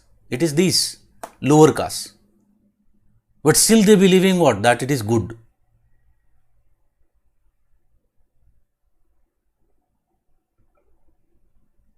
Abhi you see the case of cow nationalism. Same case. So basically what this idea says that you cannot separate, yes, Hindutva or ultra nationalism which has risen in recent times, no doubt about that. But basically you cannot separate economics from politics and that from culture. They are all intertwined very complexly into each other, and one enforces the other. They are supplementary to each other, and you cannot identify which is the cause and which is the effect. Which came first, whether people were rich classes first or there was more cultural domination. Whether cultural domination is product of economic domination or economic domination is product of cultural domination. What is their relationship with political domination? You cannot separate. Okay? And here some important geographers who have adopted this philosopher's ideas include others like, Raymond William I have talked about such ideas. Is another one is E.P. Thompson.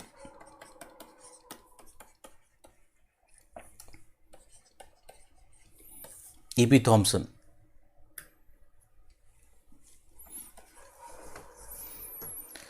So Thompson says that class was not so much a product of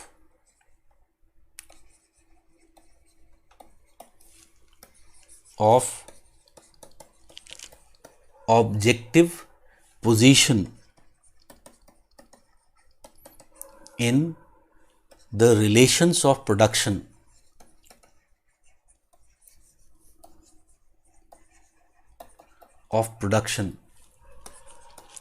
but a form of consciousness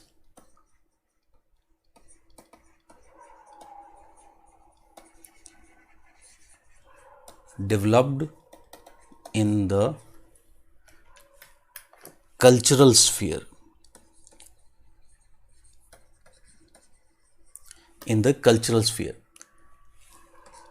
For William, culture was most important sphere of culture is most important sphere where domination takes place, where domination takes place. So he very famously says that it is not the consciousness of man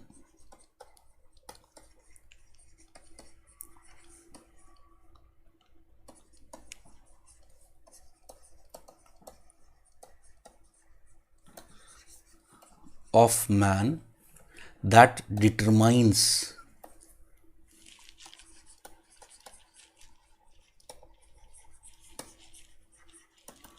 their being,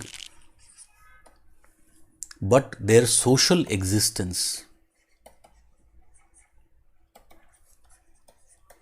Social existence that determines their consciousness.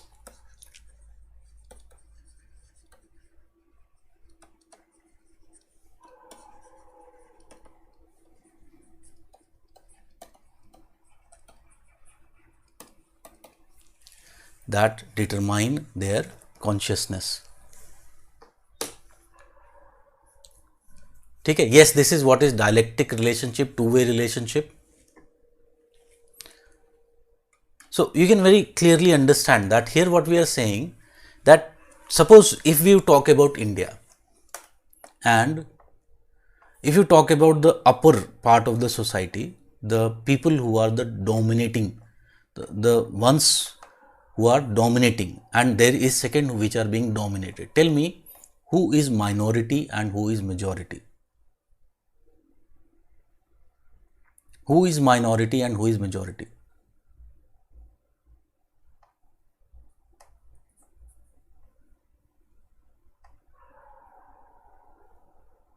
Very clearly, dominated one is majority, while the dominant one is the minority. And this difference of majority and minority, you can understand, is huge. The dominant in India, hardly they are 10 to 15%. Maybe that is, you can understand that recent, still they haven't released the studies which were conducted as a part of the results of the caste census. They are still not being released. So very clearly you can understand.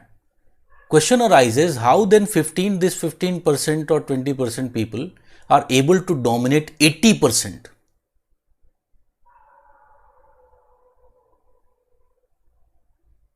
And this 80%, if you take from the base of population, is so much huge. Just because they have created a kind of consciousness. A child is born and he believes that he is lower, his rights are lower. In a way, he is a kind of slave. He is not equal. So this is what he is saying here, that basically this domination is more of what? It takes a very cultural form, and a kind of consciousness is developed, which can be through many ways, economic, etc. But this consciousness is ultimately developed, and this is ultimately the reason why if you talk about the dominant is able to dominate the majority. And that is how he says that it is not the consciousness of man that determines their being. You can understand, ये first statement किसका था? Humanism का था. Humanism was always about more individualism. Yes or no? But their social existence that determines their consciousness. So can you see how radical cultural geography, the new cultural geography has become different. Now new cultural geography embraces structuralism. ठीक है? So the new cultural geography has moved closer to structuralism. ठीक है? So that is another feature. Then और क्या था? I think contribution in urban geography ऐसा था कुछ. So I'll be explaining it in more detail later on when we'll talk about urban geography. So here very important contributor has been David Harvey. So Harvey basically says that there is in the analysis of urbanization, role of capitalism is neglected.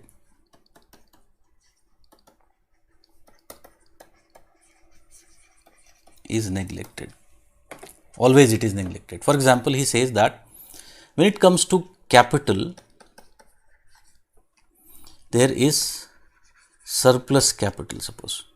So this surplus capital needs to be invested, but only a part of it goes into productive investment, because suppose if you invest more in the factory and there is overproduction, supply becomes more than demand. So what will happen? Cost of the product would decline, so there would be loss. So only a limited part of surplus capital can go into productive investment, where actual production of phenomena is taking place. So what will happen with the rest of capital? Rest of capital is invested elsewhere, because the thing is, if capital lies idle, its value will keep on declining. There would be inflation, so its value will keep on declining, and that is a loss. So capital should not lie idle. So it is to be invested elsewhere, and one such field is real estate. So Harvey argues that the patterns of city produced in modern and postmodern times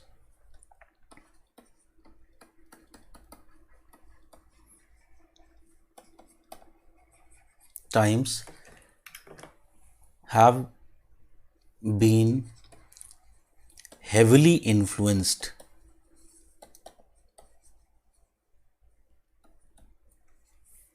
by real estate agents.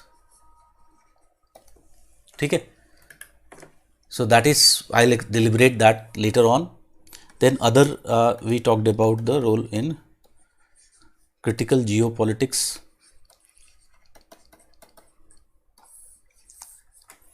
So critical geopolitics, here Marxists have provided the critique of prevailing geopolitics. So what they see that geopolitics has played negative role. Geopolitics has played a negative role, and this negative role is basically what? It has created conflicts in the world. It has created conflicts in the world. So what has happened? It basically, what it does,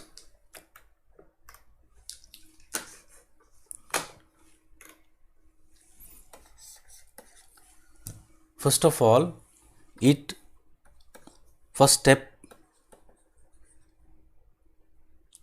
step one is it creates hypothetical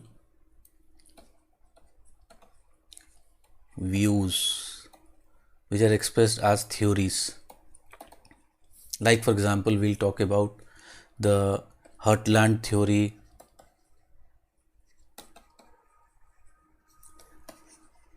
Rimland theory. In recent times, if you talk about the axis of evil theory, and it doesn't it it is not necessary that it actually exists. Like, for example, heartland theory led to several Anglo-Russian wars which were happening. Rimland theory led to the Cold War rivalries. Axis of evil theory has led to problems like invasion of Iraq, marginalization of Iran and North Korea. Okay, so that is step 1. So it is basically, step 1 is conceptual geopolitics. Then step 2 is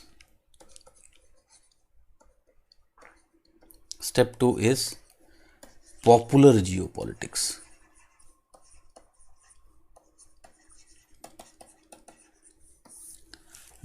So in popular geopolitics, such theories and ideas are popularized through use of various media instruments. Third, step 3 is action geopolitics.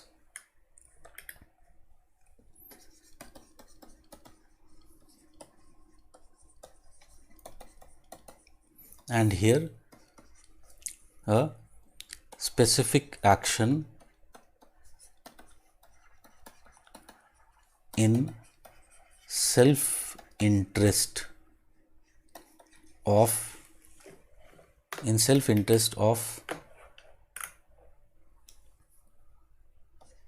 some nations or corporations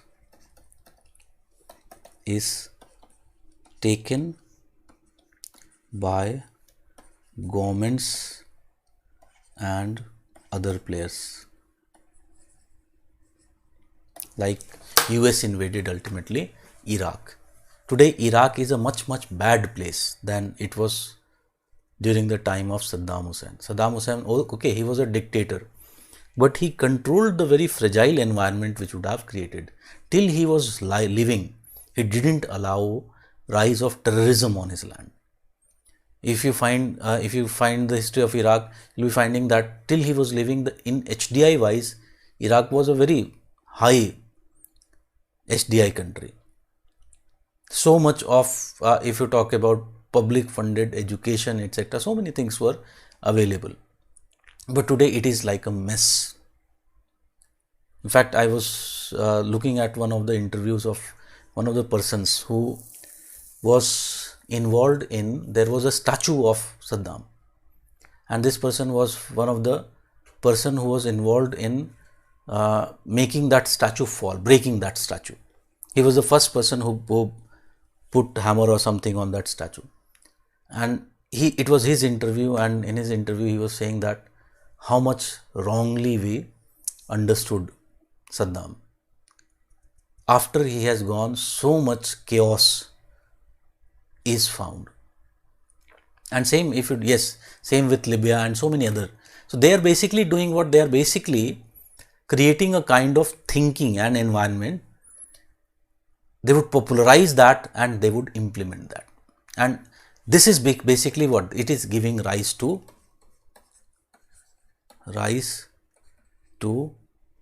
very violent world.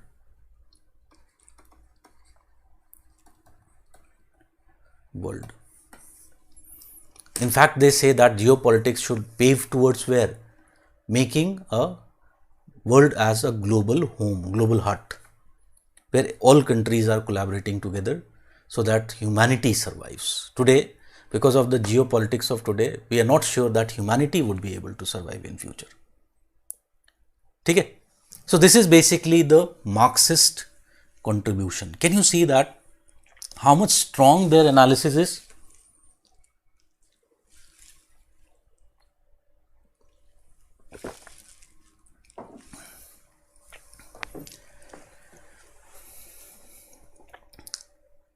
Because we are short on time, I could have further explained the intricacies of Marxism, but because our viewpoint is more of a bird's eye view,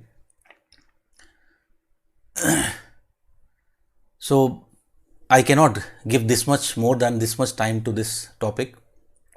But one thing is very clear, whatever we did here in this Marxist geography, can you also now understand why the prevailing classes, why they are so much afraid of Marxism? Marxism ka baat aate, nahi, it is like so much bad, it is like a taboo.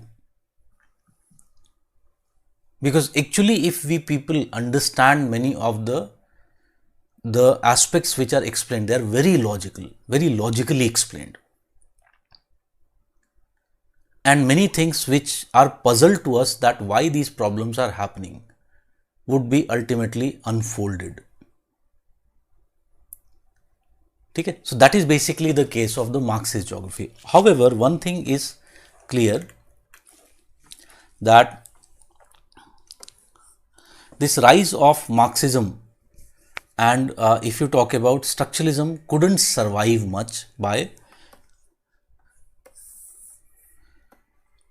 late 1980s.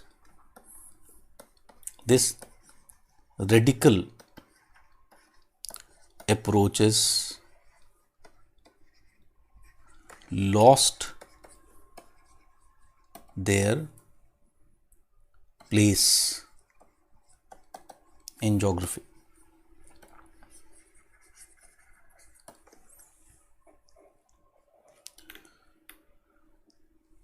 There is no need, Yogesh, particularly देखो Marxism पढ़ना है तो you'll find so much internet free content you'll find. ठीक है, like for example geography के point of view से there is so many books which are written by Harvey. So that is one very mine treasure kind of information which is there already there. But I think that if you want to do this, do after either you are getting selected or your attempts are over. This is not the correct time, it would just deflect you.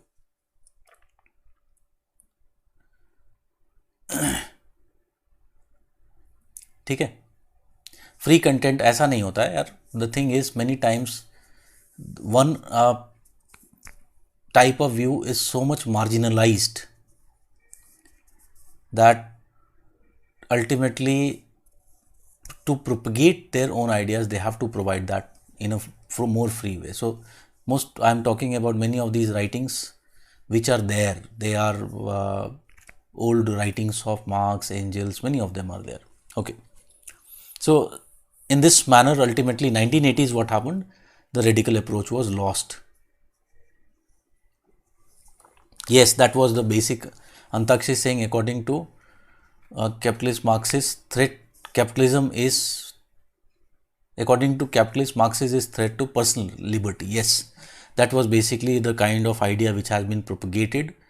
But the thing is, we are all slaves in a way, and we are slaves of this capital. Many things which we want to do, we cannot do because we have to live a particular way, environment. जो उन्होंने बोला था, creation of space, a type of space has been created. In this space, suppose the space that we are living today, in this space, if I go and I want to like do anything which I want to like, suppose एक छोटा सा example देता हूँ. In today's world, if you go, like if you belong to the upper strata of the society, और एक ठेले वाला is there and that ठेले वाला is selling some product, suppose eating product, and you want to eat that. गोलगप्पे हो सकते हैं और anything हो सकता है. And what will be the type of ultimately reaction the society, that upper caste class society would have. They would say, kya yaar, kaisa, unhygienic so much.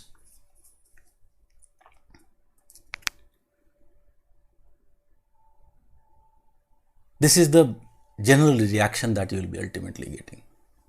So it is what? It is a kind of environment which has been created, which we are basically slaves. Probably, maybe future, if we continue to understand these processes, maybe we'll be able to break the chain. But it seems now that we are getting more and more deeper into this problem, and right now it is very difficult. It seems very difficult. Okay. So that is basically the case of the radical approaches. As we said, by late 1980s, there was what? There was almost loss of this. They lost their place. And what was the primary reason? It was the rise of post-modern geography.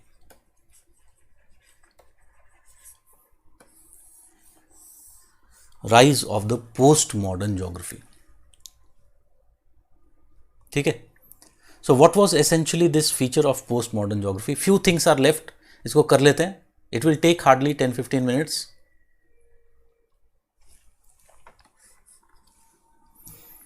So post-modern geography is basically what? It is a post-modern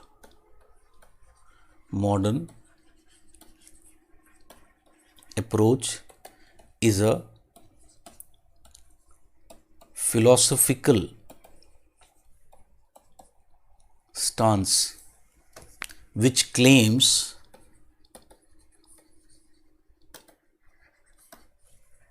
that it is impossible to take grand statements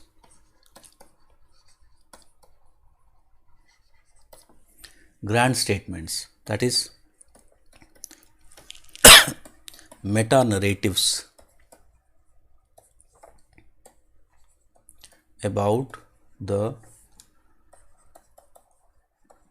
structures of society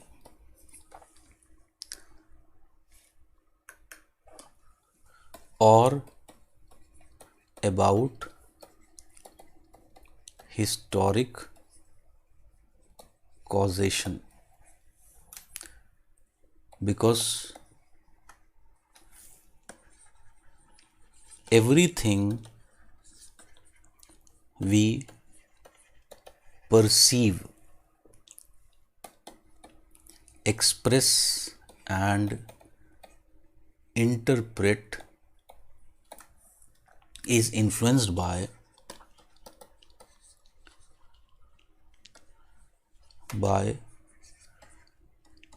our gender, class and culture, and no one interpretation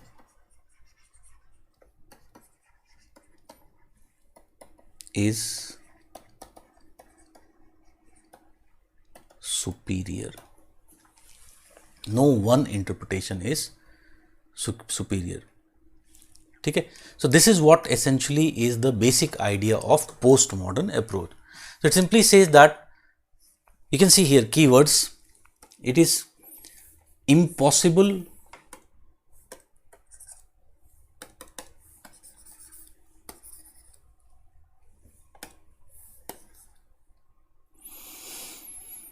it is impossible to take grand statements like meta narratives about the structures of society or about historic causation, because everything, historic causation is what? For example, in Marx, what he sees, the problem of inequality is more time dependent rather than space dependent. Okay, so capitalism says the problem of inequality is given, it is natural, it is space dependent. But in Marxism, it is more time dependent. If you are in early time, there is equality. primitive communism. As you keep on increasing in time, what happens? Inequality keeps on increasing. So it is more time dependent. So the historic causation, that is historic causation, जब word use होता है, it is Marxist. So that means very clearly what they were saying, they were against Marxism. They were very clearly against structuralism, Marxism. They were a kind of in a way they were opposing that. So it is seen as what? It is seen as it is a reaction towards modernism.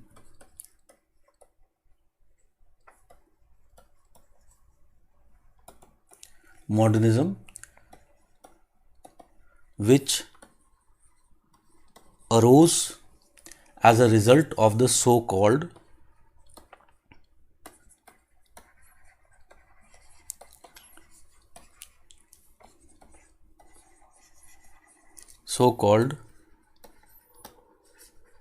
Enlightenment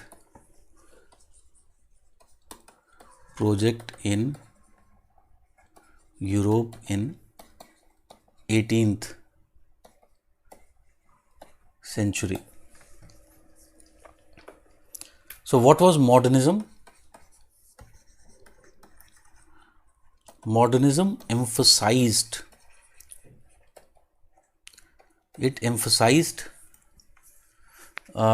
order in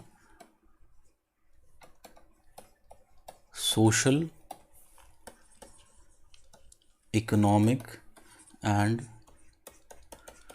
political systems. ठीक है. So if you talk about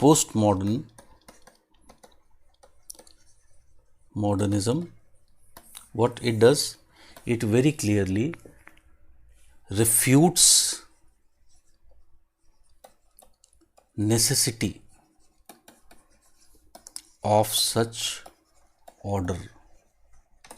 So there is no order. Yesterday I gave you example, you remember. Now 10:36, so I am different. At 10:37 I will become a totally different. By 10:38, by the class will be over, I will have a kind of nirvana. So I will become a totally different entity. So you cannot compare one entity, one phenomena with other. Every phenomena is different. So basic idea क्या था? It was kind of fooling कि don't find pattern, because structuralism was doing what? Marxism, structuralism was finding patterns in all these problems. What is the common link? They were investigating into the unseen domain, which was the infrastructure domain, from where it was emerging, and this was a big threat essentially to the capitalists. And what they are saying is very illogical actually, because there will always be some common factors which would be there, and it doesn't mean that if there is some uniqueness, it doesn't mean that the common factors are wrong.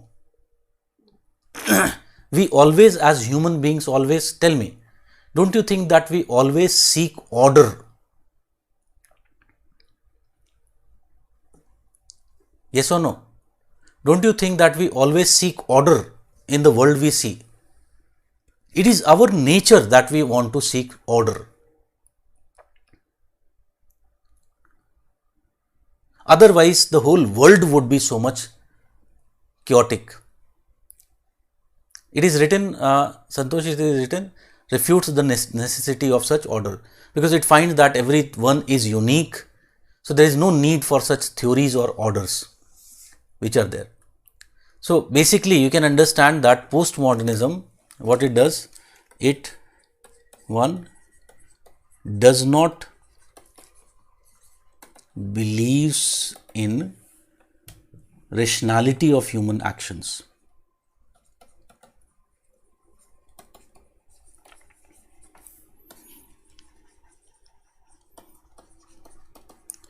Rationality of human actions.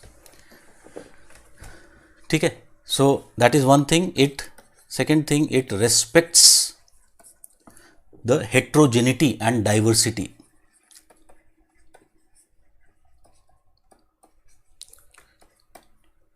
And diversity in all the spheres. Third thing, very important thing, they argue, particularly if you talk about postmodern geography. I am writing PM. Postmodern geography wants to correct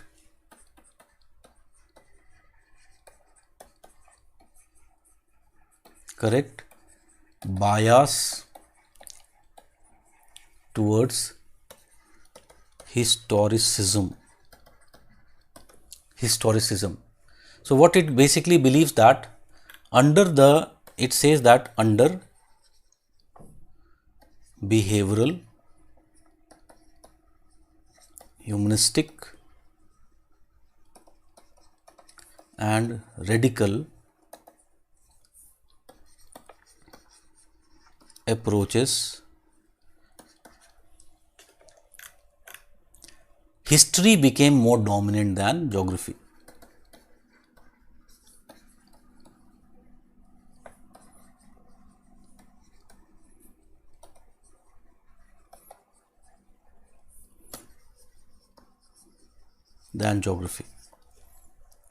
ठीक है. In other words, time became dominant than space. So what they want to do, they want to correct this problem. ठीक है. Another important feature of this type of geography is, by doing so, what their objective is to make geography more applied discipline.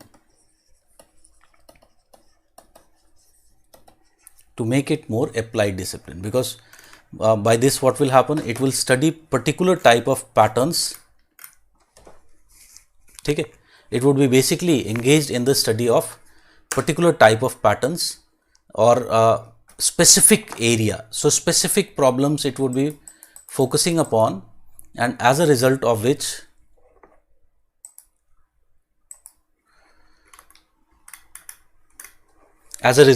what will happen, it would be more becoming problem solving oriented discipline. So this is the basic idea. This was the basic idea of postmodern geographies. ठीक है. Now this type of postmodern geography, what it did, my computer is also hanging. Okay. So such type of postmodern geography, it provided severe criticism to prevailing paradigm approaches.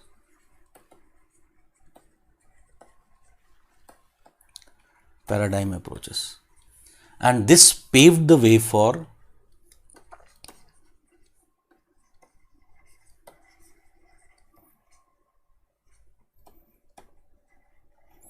development of crisis phase in geography.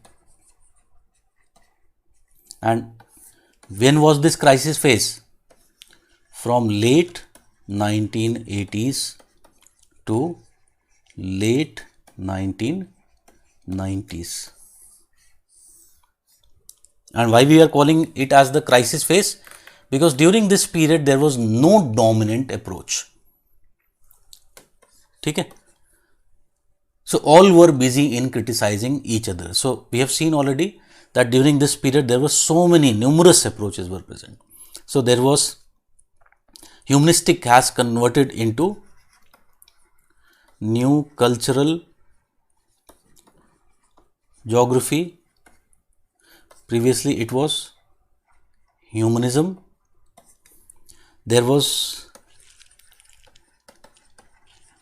behavioral geography which was already present. Radicalism had by this time converted to structuralism.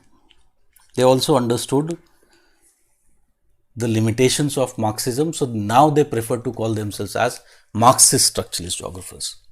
So they were more structuralists. Then if you talk about, there was others also, and if you remember, there was welfare geography, there was another approach, feminist geographies. We talked about how gender is very important. So it is true that in geography, female gender has been suppressed. Even within the themes which are being studied, their unique cause is not at all attended, and they are not given any space in the academics. So against this, there was rise of feminism, and it was very clearly feminism rose on the basis of this postmodern geographies. And already we have seen there was environmentalism, and we have also seen that in environmentalism there was two different, ecocentric and technocentric, and all were busy criticizing each other. Okay. Ultimately, by the end of this confusion, we know that who has ultimately risen. It is this which has become the paradigm approach later. This has become the paradigm approach later, and today this structuralism, welfare and feminism and this ecocentric all together are categorized into one type of geography, which is referred to as the critical geographies. Today we use one word for them, and what is that one term that we are using? They are critical geographies, because they are basically involved in what? Criticizing the prevailing paradigm which is there. Okay? To some extent, new cultural geography is also what? Part and parcel of critical geography. So can you understand how after this geography has ultimately evolved? Yes or no? And about postmodernism, in each of the themes that we'll be later on studying, we'll look into how it has influenced urban geography. Particularly, we'll talk about the postmodern cities.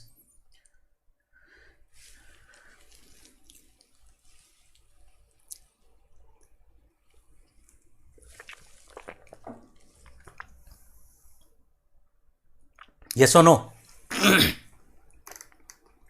बोलो यार तुम लोग. So this completes our perspectives in human geography.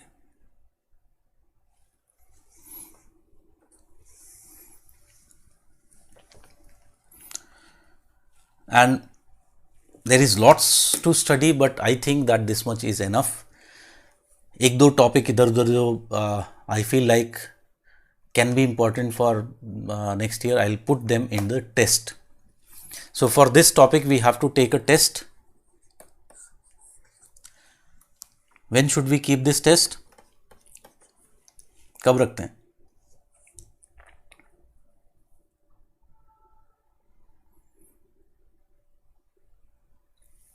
Tell me fast.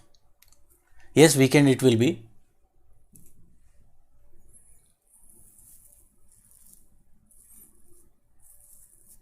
Yes, this week I was thinking we'll keep it on next to next Sunday. And tell me fast date of this next to next Sunday. बताओ मुझे फटाफट. What is the date?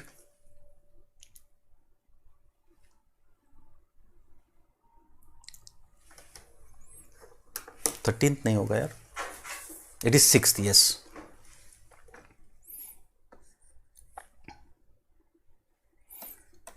It is 6th December.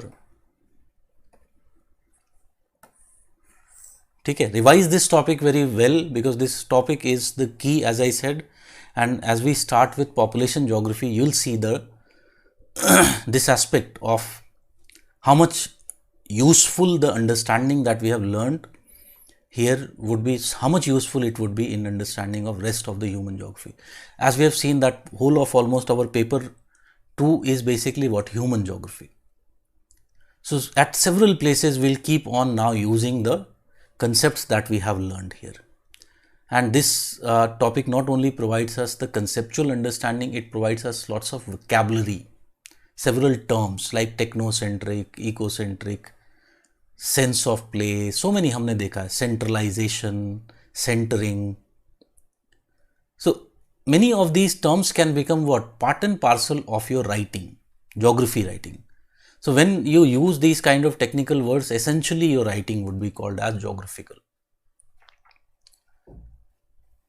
ठीक है? So this is basically what we have to do.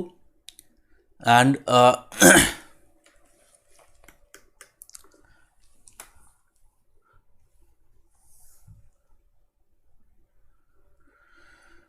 ठीक है, उसको मुझे कल करवा देता हूँ प्रोवाइड, आज नहीं करवाऊंगा. I am so much tired, you can see. And tomorrow क्या करें? Tomorrow let us take a break because we have completed a very very significant portion. So I want to take tomorrow a break and next class would be done on Thursday.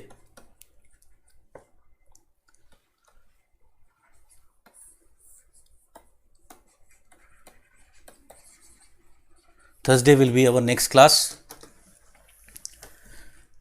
and